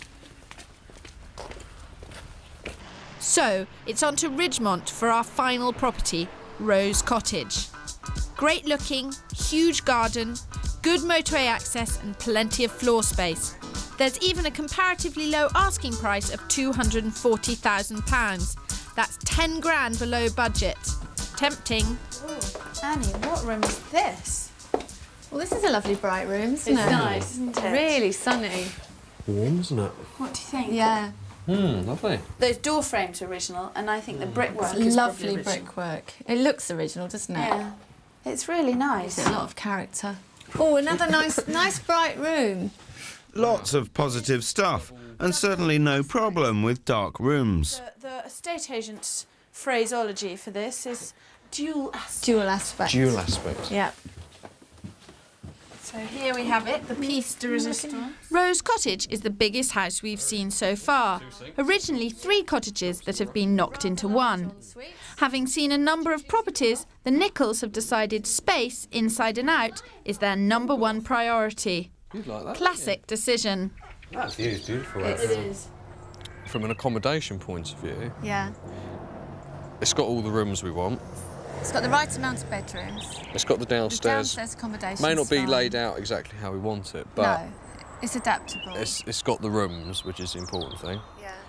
But it feels like this is the only house in a little valley In its own valley, yeah. apart from the noise of the traffic. Ah, yes, the traffic. Cleverly disguised from the estate agent's photograph. The moral, take particulars with a pinch of salt. Yeah, we understand there's a bypass being built around here, so that's something we need to look at. Yeah, I mean, the bypass is due to reduce the traffic by 88%, Right. which is an enormous reduction. Wow. Yeah, so it would be like a country lane. So suddenly it becomes a lane, Yeah. and it's perfect We've from been- that point of view. Yes. We've been told the bypass is due to be started in 2 years' time. Mm-hmm. My reading of it is probably take 2 years to build it. Mm. So you're going to have traffic out there for a while, call it yeah. 5 years. Is that something you could live with? I think we've got to. Yeah, I mean, if everything else is really right. Time to be very realistic. There are bypasses planned all over the country, but in the last 10-year period, only 40% of the proposed bypasses have been built. Make all decisions based on the existing problem. If you can live with the traffic, fine. Then, if the bypass comes off, it's a bonus. But if you can't live with the traffic as it is, look elsewhere. Start of day 3, and we've seen 6 properties. Time to decide which ones need a second look, and to bring the whole family. Well, you now had the night to think about it. Yep. What are the decisions? Right, we Well, want to look at Rose Cottage. Rose Cottage and Ash Cottage. Right. We've Second decided viewings. on, yeah. Okay, and you're happy that you've seen enough and that one of those properties will be the family home? Yes. Yeah, yeah. Yes. Well, let's get back there and have a look. Okay. We're back in Sherrington to revisit Ash Cottage. We know it's got lots of rooms, a 5th bedroom and a whole load of original features. But this time we want a better look at the village. We're thinking of moving into the area, so we thought we'd pop in and have a look at the shop, and, as well as having a look around the houses. And getting some sweets. And get some sweets from the children. But what about the property? The 17th century cottage oozes charm with features like flagstone flooring and polished mahogany banisters. However, we discovered that it would probably need a complete rewiring. An electrician's bill for a 5-bedroom house like this would be as much as £5,000, which may push the Nicholls over their budget. We like it. It's Yeah. very positive, and there's We're huge just potential. concerned- My concern is how much work, how much money, Yeah. and time. And their plans to clear the garden to create space for the kids to play in may end up opening a whole load of problems.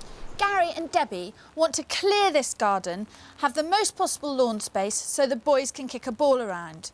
But watch out, if you're planning on cutting down any mature trees, the dying roots shrivel up, causing a vacuum which your house could fall into. Take advice before cutting down any mature trees. Next, it's back to Ridgemont, which gets top marks for its good school and the best motorway access yet. But there's a massive thumbs down for an appalling traffic problem, a blight on the village and the property itself. That said, Rose Cottage scores highly elsewhere on the Nicholls checklist. There's a huge back garden, child-friendly space and a lack of any urgent alteration. So our second viewing focuses on the traffic problem. We've come back at a different time of day to see if it gets any better. Verdict, it doesn't. Can the family live with it? The road. The road is still an issue, but And if this was a living room, I wouldn't feel comfortable with having the main road like that big tanker going the way past the with windows are all facing is into the garden, apart from this one. The issue of safety, I think, we're starting to overcome because of using that as the main access to the house. And that's also a prettier view as you come in. Much nicer view. I think this should be the lounge. So it's time for Debbie and Gary to start imagining what it would be like to live in the house. This is too small as a lounge. Second viewings are about trying everything. Lie on the beds, check the view when you're brushing your teeth. Take your time. The next time you see it, you might own it. What I do is I change this to pine to keep in with all the rest of the furniture in the ensuite. It's make your mind up time for Debbie and Gary. Today we've had 2 second viewings. Ash Cottage, the first one, and Rose Cottage, where we're sitting now. Are either of those 2 your dream country cottage? Yes, well they both are, I think, what you would term a dream country cottage, but for our purposes as a large family, this one, Rose Cottage, fits the bill better than Ash Cottage. Yeah. And we feel really at home. Just you look very at home. Taken over already. So, offer time. £240,000 is the asking price, but we're going in low, and for good reason. The property's been on the market for some time, and we've heard that the vendor is keen to sell. Good evening, Beasley Partners. Hello, Mr. Beasley. It's Philip Spencer here from Location. Hi, Philip. I'm delighted to say that the second viewing did go very well. Right, that's good news. Brilliant. I've been instructed to put an offer in. Yeah, OK. They've seen a lot of properties over the weekend. Yeah. I think they've got a good sense of value. Right, OK. And they've asked me to put in an offer at £227,000. £227,000. That's right. Right, Philip, I'll get on to this and I'll come back to you on that mobile number. See what you can do. Thank you. All right, thank you very much. Bye.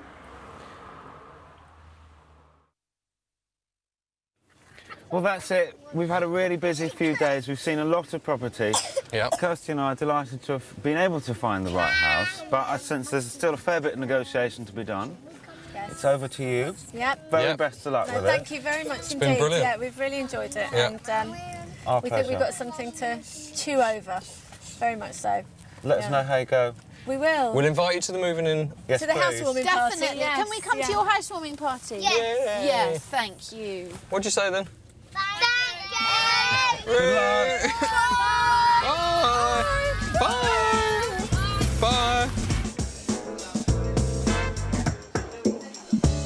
We managed to find a house that the Nichols were keen to offer on, and the process has thrown up a number of issues worth bearing in mind if you're thinking of moving to the countryside. Remember, however enchanted you are by their old world charm, many country cottages predate the clutter of modern life. No CD players, no TVs. The windows, the doors, and even the rooms themselves were kept small for warmth. Be wary. Sometimes quirky can be plain impractical. And like the house that the Nichols chose, watch out that the quiet village high street doesn't become a rat run between the M1 and the M25 come Monday morning. If you viewed at the weekends, check back during the week and get a real feel for village life. Drink up, Phil, I might buy you around. Good on, Kirsty. Next week we're in Glasgow, looking for a trendy 2-bedroom flat for a young media couple in some of Scotland's best housing stock. Hope you can join us there. But what happened to Debbie and Gary?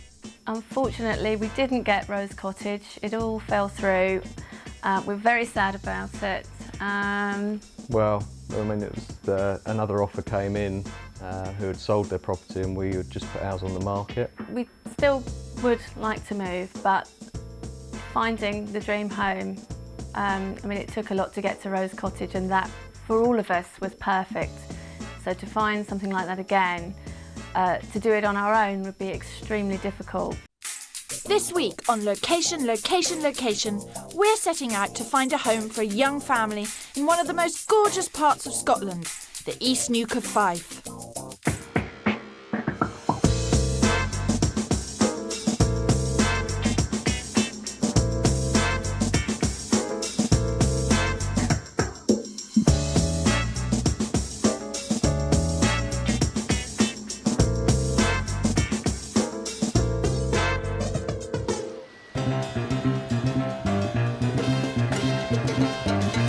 Welcome to Location. This week we're in Fife on the search for a family home by the sea. Fife is one of Scotland's best-kept secrets, an area where you wake up to smell the sea, where the gulls are the nearest you get to noise pollution, and where the views have been inspiring artists for centuries. But this particular dream is only a 40-minute commute away from Edinburgh and an hour and a quarter from Glasgow. You can work in the city and be home in time to catch your own fish supper. And Che and Karina are planning to do just that. Hi there. Hi, how you doing? Nice to meet you. She works in Edinburgh, he works in Dundee, and Fife is bang in the middle. And it's the place where they want to bring up their young daughter, Ailey. We're really moving for her. We want somewhere, a nice traditional old house by the sea. Take her for walks down at the seaside, build sandcastles, run in the waves, things like that. So, what are we looking for then? We're looking for something a bit traditional. I think the word is character. That's what we're looking for, you know, something with The a bit C of word, character. right. Yeah. And a view would be nice. Yeah. Not Sea essential. view would be lovely. Yes, yeah. Garden? Definitely. People get really frustrated with us because we're incredibly fussy. Far too fussy. We probably would have moved about 2 years ago, but we've just been messing around, looking for things with just that right wee things. So we're looking for an older style property in a village location with a minimum of 2 bedrooms and a budget of 70,000. Yes. Yeah? And Lower Largo is your favourite location? It is, yeah. Definitely. That's where we've been concentrating on so far. Sounds easy, but not for Che and Karina. They've been holding out for a traditional 2-bedroom property in the East Neuk for nearly 2 years now. And before we start our search, they showed us what every property story has. The one that got away. This is the first property we ever looked at in this area. It's an upstairs flat with an upstairs downstairs. It has 4 bedrooms, big rooms. Wow. It's huge. And why didn't you go for it? It was more a recce almost for thinking of moving to the area at a future date, seeing what was on the market, what they were like. We didn't realise we wouldn't find another place like this again, unfortunately. Yeah. If you saw that one today, would you buy it? In an instant. Absolutely. That's really tough. No. Coming here and standing outside. Yeah. And the one that got away. Yeah, definitely was. The East Neuk is the Cornwall of Scotland, a chain of small fishing villages huddled around its craggy coastline. Of all these villages, Lower Largo is our couple's village of choice. Not only is it one of the most idyllic, it's also just a stone's throw from the main Edinburgh to Dundee trunk road. Crucially, it's also just minutes from Karina's mum, who looks after Ailey when they're both at work. But there is a catch with Lower Largo. It's tiny, and it's a favoured retirement spot. Not much in the way of a property market then. So we're going to spread our search to include several of the similar style villages along the coast. Our first property is a traditional 2-bedroom terrace cottage, and it's only a 15-minute drive from Lower Largo. It seems to be roomy enough, and it certainly looks great from the schedule, especially as it's on the market for offers over £65,000. The details talk of an amazing view, and that is spectacular, isn't it? It certainly is. It is a beautiful view, I quite agree, but I am quite sceptical about it, and I'll tell you why. Unless you own everything between you and the view, you have no way of guaranteeing that you're going to have that same view in 10 years' time. There's the town. We can see new development on the edge of the town. Suddenly you'll find that up to the windmill, there's the windmill housing estate, and your view's gone. If you're purchasing a property just because of one aspect, you've got to think, can I hold on to that aspect? How about the room? Is the room big enough for you? It's a funny shape. The more we looked around, the more we realised that the whole cottage was a funny shape. Whilst this can add to the charm of an old property, having the master bedroom situated off the living room was always going to be a difficult selling point, especially so for Che and Karina. I don't think this room layout will work for us as a family, with our bedroom leading off the living room and our daughter in another part of the cottage. I don't think that would work. And that wasn't the only disappointment. Now, at first glance, this property seems peaceful, secluded, idyllic.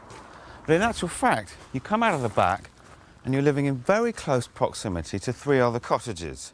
In these circumstances, it would be crucial that you get on with your neighbours, because in some ways you'd actually have less privacy here than you would if you were living in a town. And there was more. If you do look out the window, there's a busy road running right past the front of the house with a toddler and 3 cats. We can't live with it. You see, again, clever details. So you see the stone cottage and the beautiful garden. Looks lovely. But there's no mention of the road. I always look out on details for a double yellow line. If you see a picture of a house and there's a bit of pavement, and just in the very front there's a double yellow line, you think, motorway. Right. You know, running straight past the door. This is one house that didn't quite live up to the promise of its schedule. Our next stop is in the tranquil Newton of Falkland, 15 minutes north of Lower Largo. This is the only inland property that we're viewing. It may be inland, but it has fabulous views of the countryside. It's in one of Che and Karina's favourite villages. It's an old cottage, and it's on the market for offers over £55,000. After you. So here we are. Cottage sitting room. Right. Well, I know you're very keen on original features. Aye. First impression of the space? It's modern. Old on the outside, modern on the inside, you know. Modern is good or modern is bad? Modern's bad. All right. No modern. No modern. OK, it might be modern, but the whole renovation has been finished to the highest standard. The kitchen is an extension and doubles the size of the living space, which our sellers have used to make a dining area. Upstairs, nifty little cupboards have been built into the walls, and all the rooms have had Velux windows fitted to make the most of the views and to maximise the light. The good thing about this Velux window is it gives an excellent opportunity to have a proper look at the state of the roof. Are any of the tiles missing or slipped? Is the lead flashing OK? Is the guttering OK? I'm pleased to say this one looks perfect. He's got a big smile on his face. Is this good or not? I think it's just me imagining coming home from the local inn and smacking my head off these things, you know. It's pretty wee, especially with the comb ceiling, I think. Not to worry, there are plenty of villages to choose from, giving us scope to cast our net even wider. The price of property in the East Neuk varies greatly from village to village, and indeed from street to street. In the most prestigious areas, a sea view can command up to £500,000, and a move of 5 miles down the road can take the price of an average 2-bedroom house from £50,000 to £105,000. The demand for good properties here has led to fabulous new developments, like these luxuriously converted loft apartments, which were selling recently for £250,000. 20 minutes up the coast, we found a real treat. It's a ground floor flat in a traditional terraced row in Anstruther, just a minute's walk from the harbour. It may be a little further away from Lower Largo, but at £57,000, Kirsty and I think that this place is a bargain, and it seemed ideal for Che and Karina. This is nice. It is nice, isn't it? It really is. Aye. It's got a real nice feel to it. Yeah, it has nice atmosphere. Helped in no small way by the garden outside. It's beautiful. The situation's lovely. The garden, although it looks as though it's for 2 flats, it's all owned by this flat. Great. And the other thing is it's south-facing, so the sun would pick up in the east, set in the west. All day you'd flood into this. It would be stunning. Yeah. This is the master bedroom. More sun, even more sun. Lovely and bright. Yeah. I think that the combination of practical things, you know, like the garden's lovely, it's in a really nice location, the rooms are a good size, and that intangible thing that you just can't put your finger on, which is just the feeling. The gut feeling, going. Yeah. Haven't had it before. What's it for a long like? time. Nice. Not only did Che and Karina love the interior, but the fact that it had its own parking space went down very well. And we've got one extra little surprise for you. You've got the back garden. Wow. All good stuff then, and well within their price range. But trust Kirsty to find a slight niggle. There's one thing over here which is slightly concerning me. There's an empty plot at the back here. Right. Now, this is a conservation area, so even if something was built, it would have to be adhering to very strict regulations. The thing about a conservation area is that it's as much a responsibility for the people who live in it as it is a cross to bear. You can't just put in windows willy-nilly, you can't put any old slates on the roof. It's quite a long list, and if you've got work planned, which you probably wouldn't have with this house because it's in really good nick, but in the future you'd have to check what those regulations were. It's got a lot of what we're looking for. It's got the original features, the cornicing, the high ceilings, much like we had in Edinburgh. The rooms are a decent size, I think, and it's got a really nice feel about it, which is the one thing which we haven't found so far, and that's really important to us. Yeah. So far, so good. Property 1 was a funny shape and on a busy road.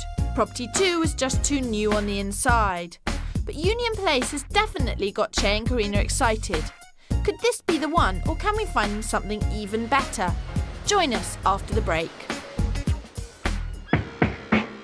For money-saving tips on what to look out for if you're thinking of doing up an older property, visit channel4.com/.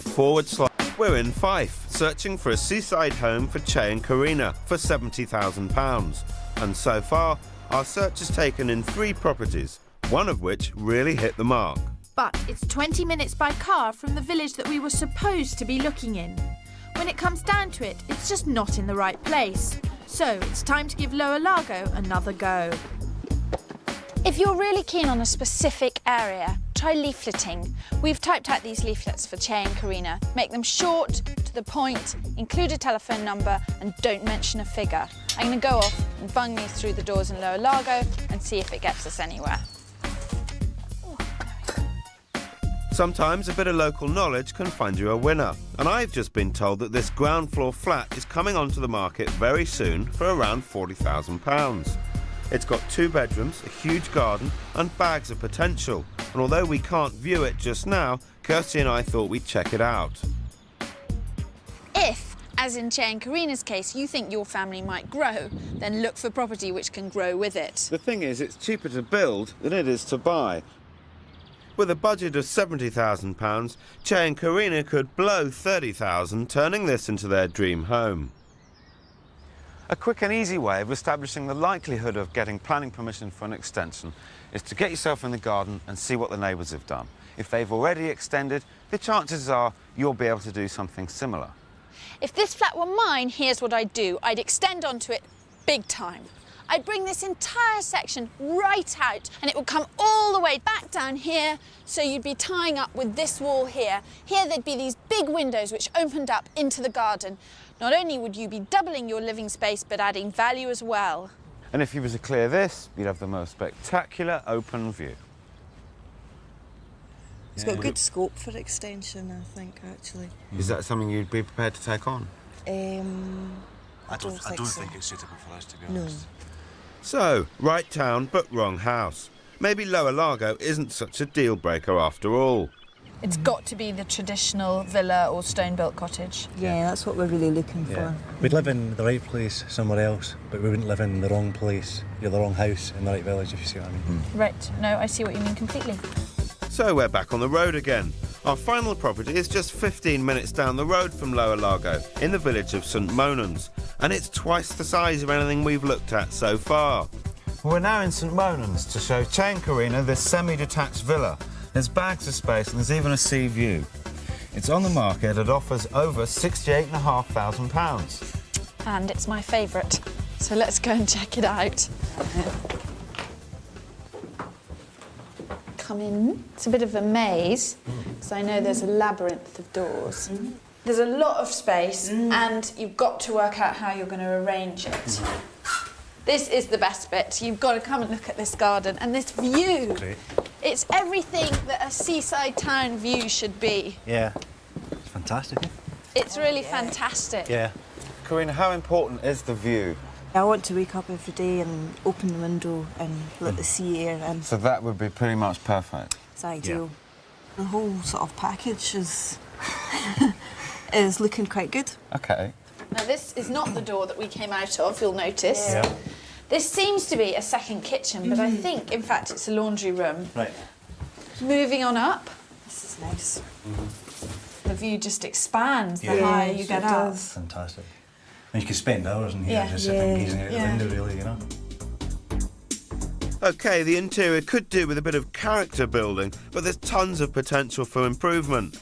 The kind of space they could grow into as their family grows up. And the surprises keep on coming. All this space for £68,000. What a bargain.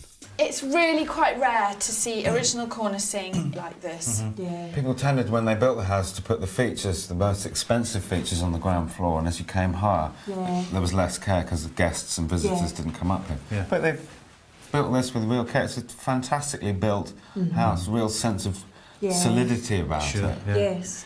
So have we got it right this time? They're still not sure. I like the idea of sitting out there and having your breakfast looking out over the water. Yeah. But it's possibly too big.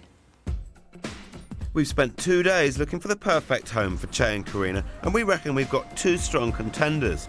They liked Union Place in Anstruther at £57,000, and the house in St Monans for £68,000 had space in abundance, as well as that longed-for sea view.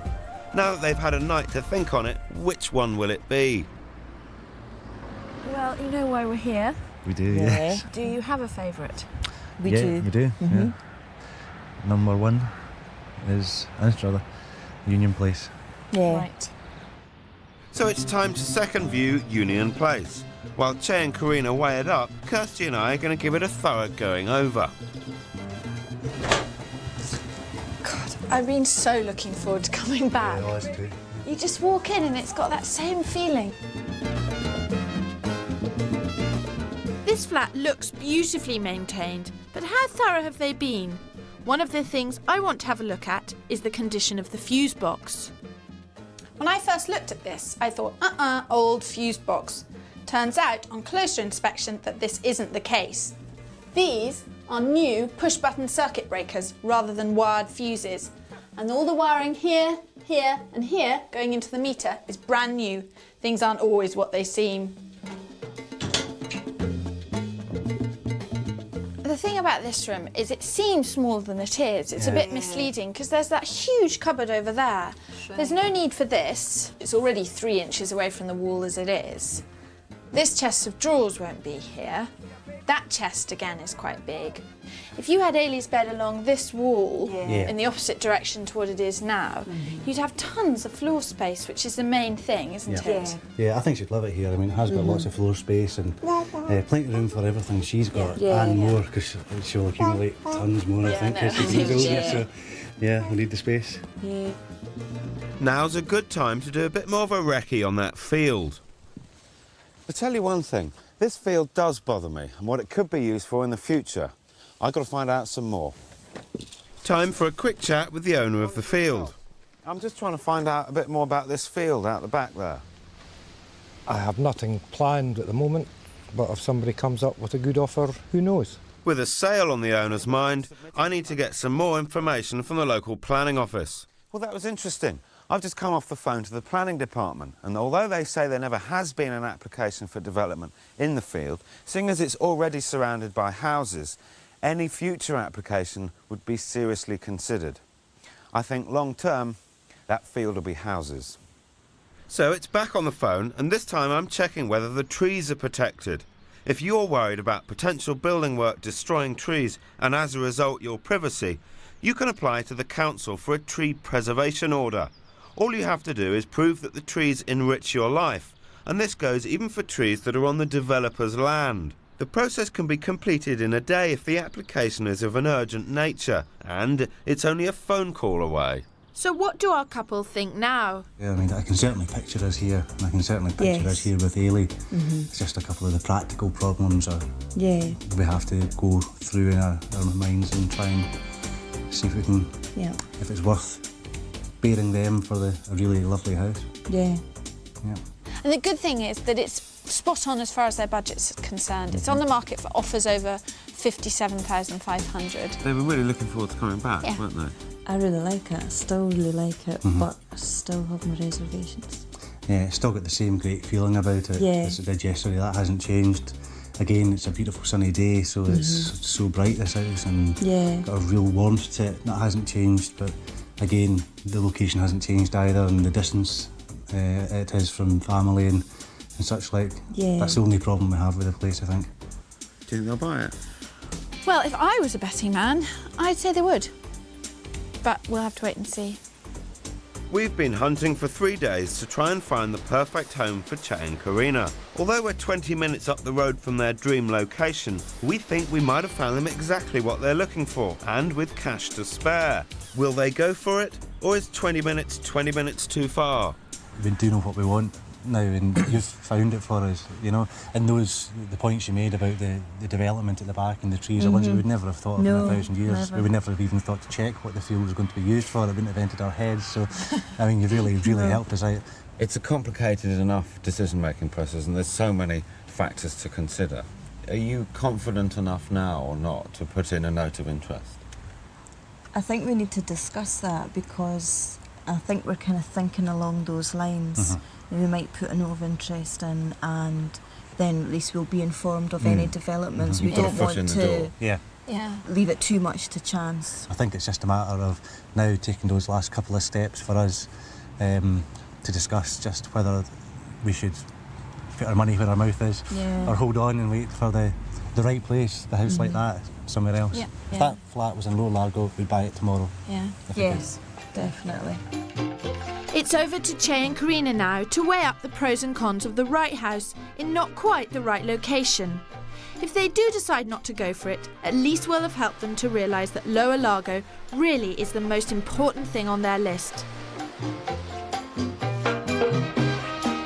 Thanks I'll very go much. first. Okay, give us a hand. As if I'd left forget you first. So, if they do decide location is everything, they've got to be really strict and not even glance at anything that isn't exactly where they want to be. We've had a fantastic time in the East Nuke of 5. And we managed to find Che and Karina one of the best properties they've seen in 2 years of looking, although they're yet to decide whether it'll be their future home. But we've got to cast off for our next assignment. I'm a bit surprised at you though, Kirsty. This isn't your usual mode of travel, is it? No, I love boats. More the luxury liner, I thought. You're me. After much deliberating, Che and Karina decided not to go for the Anstruther flat and to wait for something similar to come up in Lower Largo. I think we really realised that there are great places out there, out with Lower Largo, but they're not Lower Largo, and that is the place we want to be. And if a place like the Anstruther flat doesn't persuade us to go that extra few miles away from our work, then probably nothing will. So Lower Largo's the place to be. This week we've got high drama in the home counties. We're going to get aggressive. They might think there and go, ooh, too aggressive punters. Let them fight off and we'll just sit back and count our money. That may be the case, but they're the ones with the house. Newlyweds Fiona and James are first-time buyers and rent a one-bedroom flat in Notting Hill in London, close to shops, restaurants and work, but miles away from Fiona's favourite hobby. Hi, I'm Fiona and this is James. We're moving out to the country. We're going to Surrey because we own a horse. And we're looking to have a place of our own. Yeah, cottage. So rural as possible. Yes. I think we ought to show them our saving grace, James, don't you? What's that? Not now, Donnie. You haven't drunk enough. Oh. I'll cover it. But Close to the train station. Definitely. Absolutely, because we still have to commute into town. If we didn't have this room, we would be stuffed, basically. So Fiona and James want a two-bedroom cottage with great views of the country, a few miles from their horse and a train ride away from London, all for £175,000. With prices rising steeply in Surrey, this is not as easy as it sounds. Surrey, southwest of London, is one of the most expensive areas in England. Property prices increased by 25% last year, comparable with central London. And this year, figures suggest they've gone up a further 5%. Surrounded by beautiful countryside, Guildford, their main town, is popular with wealthy professionals, especially commuting ones. James and Fiona are moving into the stockbroker belt. Surrey is very, very horsey. 48,000 riders make it the horsiest place in the south.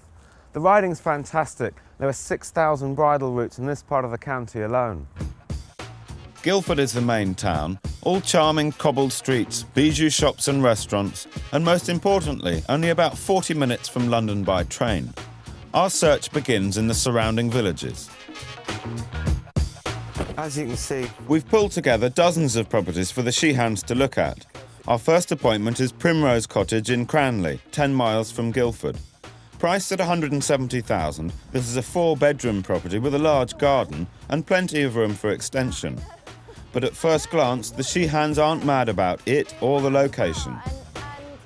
Fiona was like, no, we're not going in, thanks, it's a waste of time, we're not living on this road. But we've made her get out of the car and come and have a look. So in we go. It's always worth having a look. You never know what you might find. Good size room. With noises? That size kitchen.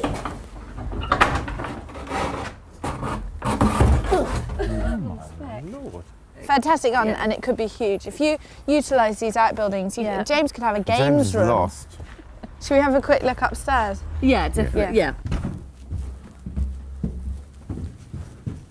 Oh, nice sized rooms. Oh, look. Ensuite. Ensuite. There's no reason you couldn't make this into a bathroom. Ensuite share room. Yeah. Ensuite share room. Where'd you put the bed? Is there a price where this becomes interesting? Be it 100,000, but Oh yeah, okay, we'll buy it at 100 grand. would you buy it at 125? I don't think so. No. No? No. Just supposing you did. Supposing I did at 125 and I then spent 40 on it, what do you think it might be worth? A couple of hundred easily. So I've just made 40 grand. Yeah. Tax free. Tax free. Yeah, you have to buy 125 first. Yeah. Yeah. We don't know until we try. Yeah. No. It's just a thought. Yeah. Okay. just a thought. Just a thought. I think it's more interesting than they're giving it Yeah, credit but the for. thing is, James isn't even going to think about it. Fiona, so you can see her mind's ticking over, but James is like, no, no, no, no, no. So yes, it's a big house with a fantastic garden and more than enough room. But Fiona and James feel it's too close to the main road, so we leave Primrose Cottage for somebody else. Next is a 2-bed cottage with a garden on the green in Wood Street Village. It's on the market at $165,000. Here we are. This is 49 The Green, Wood Street. It's on at 165,000. Well, listen, we've got quite a few properties via the estate agents to see. I think it's a tricky brief. Kirsty and I have certainly got our work cut out. So I'm going to leave you to it and go off and see what else I can find. Okay, we'll check it out. We'll see you later. Catch up with you later. Thanks, Neil. Good luck. After you. Oh my God, it's tiny. It is a bit wee, isn't it? It's very sweet, though. It is incredibly sweet. It is. It might be quite nice to have a bed made to fit the space, which is not a particularly expensive thing to do, because we've got a beautiful bed. Have you? Oh Yeah. no. How wide is it? It's king size. So, did you not measure it? It's about 5 feet. No. No. Yeah, okay. it's like, yeah. Key. This is a key point. If you have pieces of furniture that you really like, measure them before you go house hunting, Okay. so that you know whether a space will fit this Right. piece of furniture that you Yeah. don't want to let go of. A post office is the centre of a village community and a great place to discover property gossip. Yeah, there's a house. As a result of this encounter, we discovered a house for sale. I don't think that the Sheehans have quite got the budget for what they really want. So Kirsty and I have really got our work cut out. They're going to have to compromise. They may end up with a house sort of on a road or near a railway, something that just detracts from the value of the house. Here we are, we've got a fairly busy road up the top here, but a patch of green between us and the road, and some very pretty houses here with woods in the background. This is an empty house, and this was the one that both the postman and the post office lady knew about. I wonder if we should just have a look through the windows. Nah. I think they'd be bored by it. Meanwhile, the Sheehans are still looking round the green. Mary, the lady who lives here, left us out some photographs of the garden in every season, okay. which is a really That's sweet so thing sweet. to do. Oh, look at that. Oh, wow. All snow. Oh. Uh-oh. Mayfair out on the green. God, no, but it gives a really good picture of look at village that. life. It does. The cottage on the green was picturesque, but just too small. Okay, well, this is the one. It's on quite a main road. As you can tell. But let's see what it's like when you get in the house. Parkside Cottage is a 2-bedroomed house with a garden. It's on the market for 150,000. The bad news is that it's on a busy road, but that's what brought it into their price range. For the budget the Sheeans have, this may be as close as we'll get to the perfect country idyll. Back room, this is what would have been the kitchen Right, in the original 2 up, 2 down. So this is would have been your kitchen, and then through there is your front room, as it were. Right. This is actually a much bigger room than the other room. It is much better. What's hidden behind here? Okay, blank wall. We're all right. There are no cracks yet. It's actually really nice, this room. It is. It's really nice proportion. Yeah, and again, you could knock this wall down, couldn't you? You could definitely put an arch in. If you want to take down a wall in a house, make sure it's not a supporting wall, or you could be in trouble. Take a look at the floorboards. As a rule of thumb, if they run parallel to the wall, chances are it's a supporting one and should be left well alone. If the floorboards run at right angles to the wall, you're in business. Just be sure you really want to remove the wall in the first place. No, there's nothing to stop you knocking this down and doing it again. You could have double doors opening out onto the back and This build is it a right from the 70s side. extension. Okay, it's not bad. It's not bad. No. Nice Built-in Fireplace. wardrobes you could have put in. Fireplace in the room. Yeah. Nice. I think your bed would fit in here. Yeah. Centrally, which is nice as well. Yeah, that's what I meant. And look at that view out the window. That is beautiful. That really is rural. That is, yeah. Now this, I think, will be a kid's room, but yeah, you can soon solve that problem. You'd probably get a double bed in quite happily this definitely. way. Yeah, absolutely. Which is obviously you what can we put want. cupboards in here. I mean, it would be tight, but yeah, it's a guest room. Yeah, beggars can't be choosers, as we're. Yeah, fast learning. This is a lovely room. It is a very nice room. Lots of character. Again, slanted ceilings, which I love. Yeah. I love. Fantastic view. Fantastic Really nice view. It's all wooded at the back, and in the summer that would be lovely. I mean, in about 3 months' time, the leaves on the trees and everything, it'll be fantastic. How was it? Good. It was great. Yeah. It's nice. Small, big enough? Yeah, no, well look, I mean, it is quite small, but it's not too small. It's not tiny, tiny. It's not as small as the first one we saw. No. And it's got huge potential. Yeah. Yeah, it's a lovely garden. Well, could be a really nice garden. Main downside is the main road. Right. Yeah. But, you know, If you've got it at the right price, could you live in it? Absolutely. I think so. Yeah. Absolutely. Yeah. So we have a contender, and we've still got more to see. Several months earlier, Fiona and James had fallen in love with a cottage in the village of Peaslake, 5 miles from Guildford. Unfortunately, they got trapped in a sealed bid scenario and lost the house to a higher bidder. But another house is on the market in the village, very close to the one they lost. Hoe Cottage is a 2-bedroom semi in the village they love. Unfortunately, it's a 15-minute bus ride to the nearest train station, so transport isn't great, and it's pricey at $215,000. The setting is idyllic, so it's worth a look. We've heard from the agents that there is an offer on the table of 210, which the lady here is happy with, but the offer comes with an incomplete chain. So if she can get someone to offer her an acceptable amount of money with a complete chain, or as in your position as a first-time buyer, she's very interested, which is why we brought you today.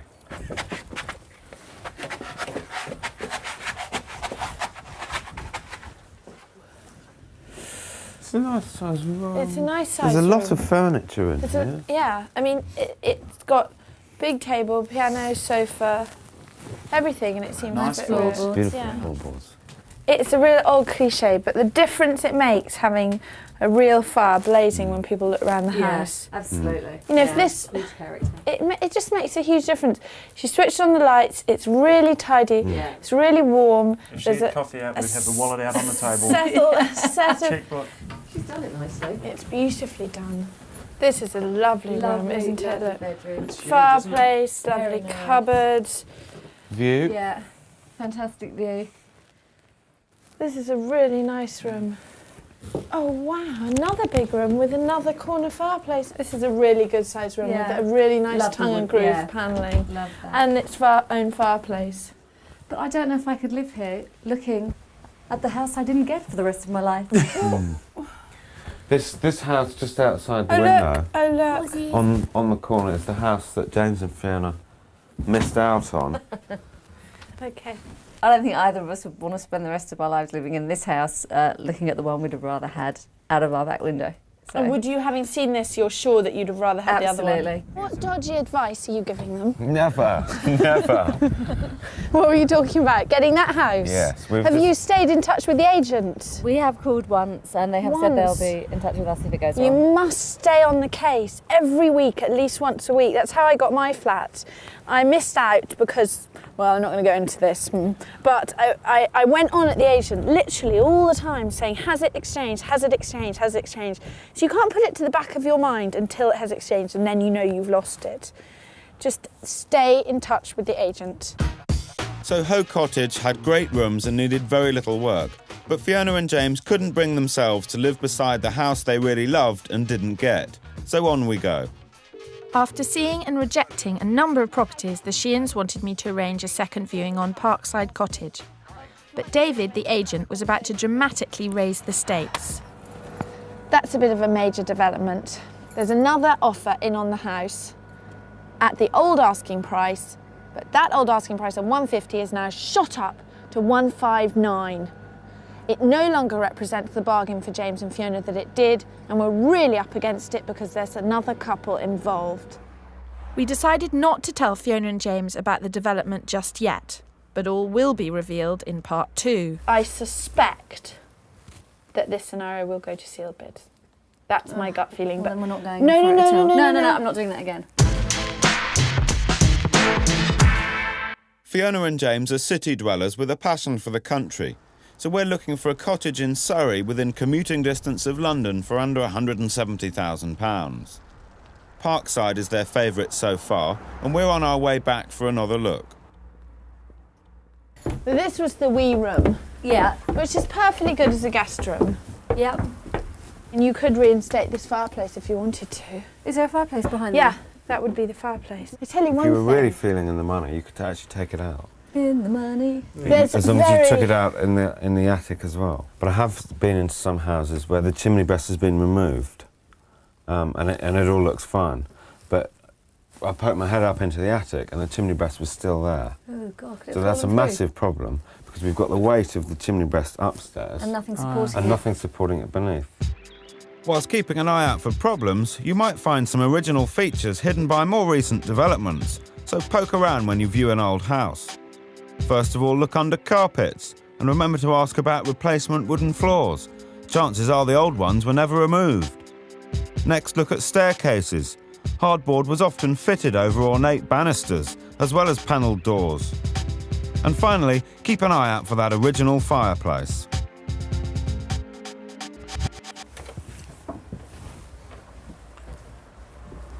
Yes, the built-ins. This is the room that really sells it, I think. Yeah, this is actually bigger than I've been remembering. Are you interested enough to make an offer?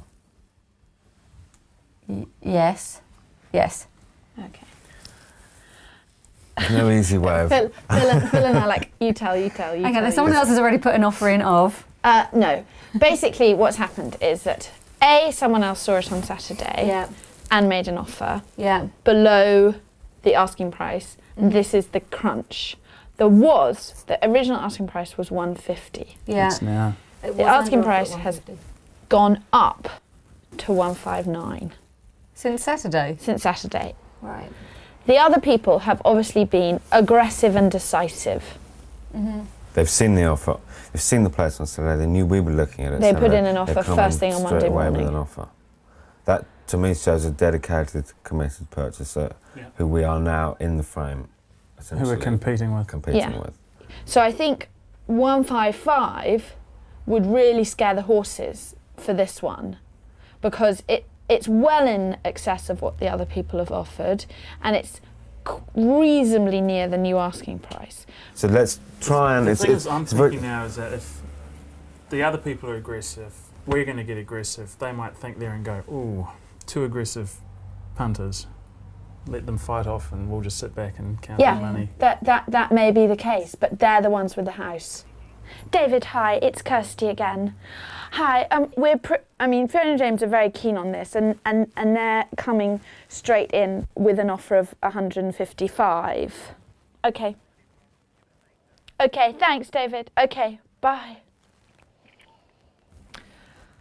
Okay, the other people are also first-time buyers who have also got their finances in order. They have come back to David with a second offer, which is also below the new asking price. He did say one thing. He said, look, if I were you, I realise that every penny that they save on this house is key, but if I were you, I'd go straight in at the asking price, and you know, otherwise the likelihood is that you're not going to get it. I suspect that this scenario will go to sealed bids. That's my gut feeling. But then we're not going no, for it at all. no, No, I'm not doing that again. I'm not doing it again. We'll do it with for us by your side. That you didn't have us with you last time. We're the sealed bid, secret sealed bid weapon. We can do it. Believe me. I have never lost a sealed bid in 3 years. Oh. Despite all the problems, Parkside is still the front runner. It's very close to their horse and has great views of the Surrey Downs. However, we now have a rival bidder, and to cap it all, the Sheehan's new offer of $155,000 has just been rejected. Time to retreat to our hotel and draw up a new battle plan. Should it go to sealed bid, we've got to come up with a plan. You've just said We don't you're want happy it to to go go to to one. sealed bids. We don't want it to go to sealed bids, but it's the nature of a seller's market. It's an efficient way of selling property, and if you were selling that house, I think the chances are you put it to sealed bids. The reason we always say that the golden rule is that you must have your finances organised is because you could come across this very scenario. Sealed bids have to be handled properly. Your bid should be properly presented. Make the offer an uneven figure. Also, enclose a letter from your bank confirming you have an easily available deposit, and enclose confirmation of your mortgage offer.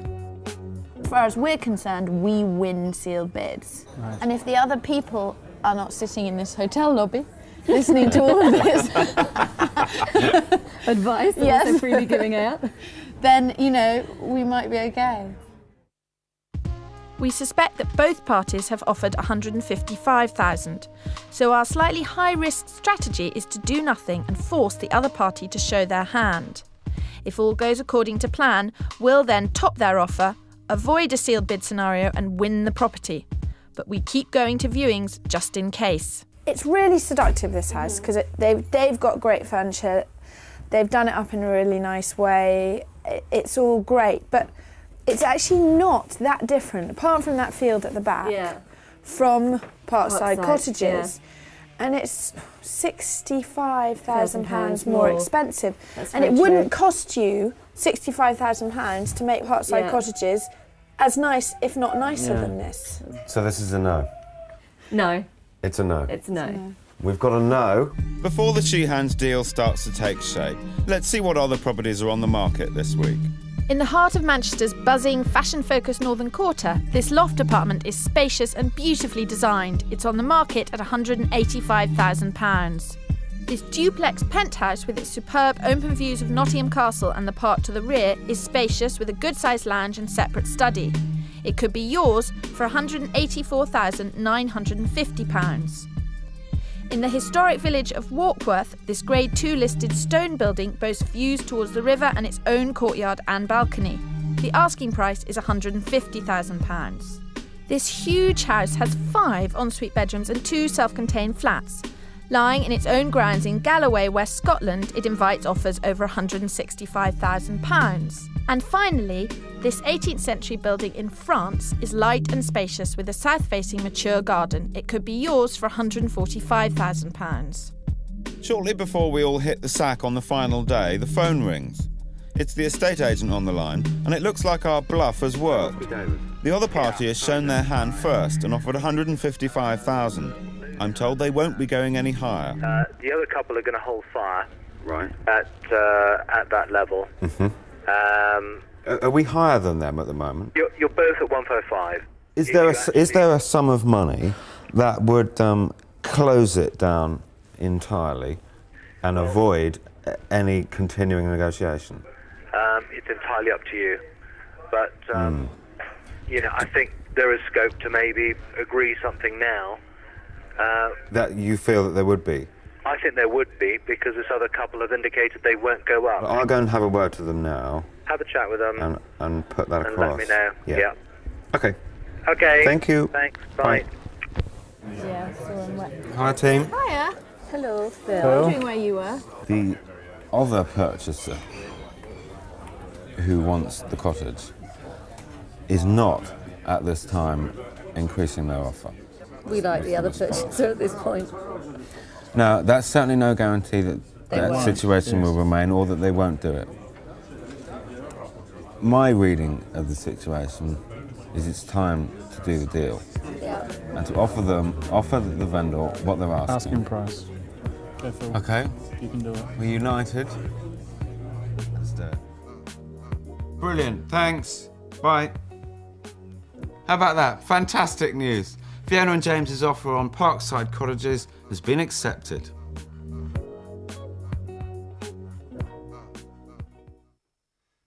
James and Fiona waited and waited for the vendor at Parkside Cottages to find somewhere to move to. But eventually, Phil and I had to advise them to look elsewhere. It's really important to set a timescale. Know how long you can wait, and when the time's up, be brave. Cut your losses and move on. The good news is that James and Fiona did find somewhere else, and they moved in yesterday. Join us in 2 weeks for our first time buyers special. We'll be in West London with Yusuf. Can we launch him onto the property ladder in Britain's most expensive neighbourhood? Cold feet, am I doing the right thing? This is too much money for me, I'm not responsible enough. I don't even have a credit card, and what am I doing with buying a house? It's like, oh my God, here I go.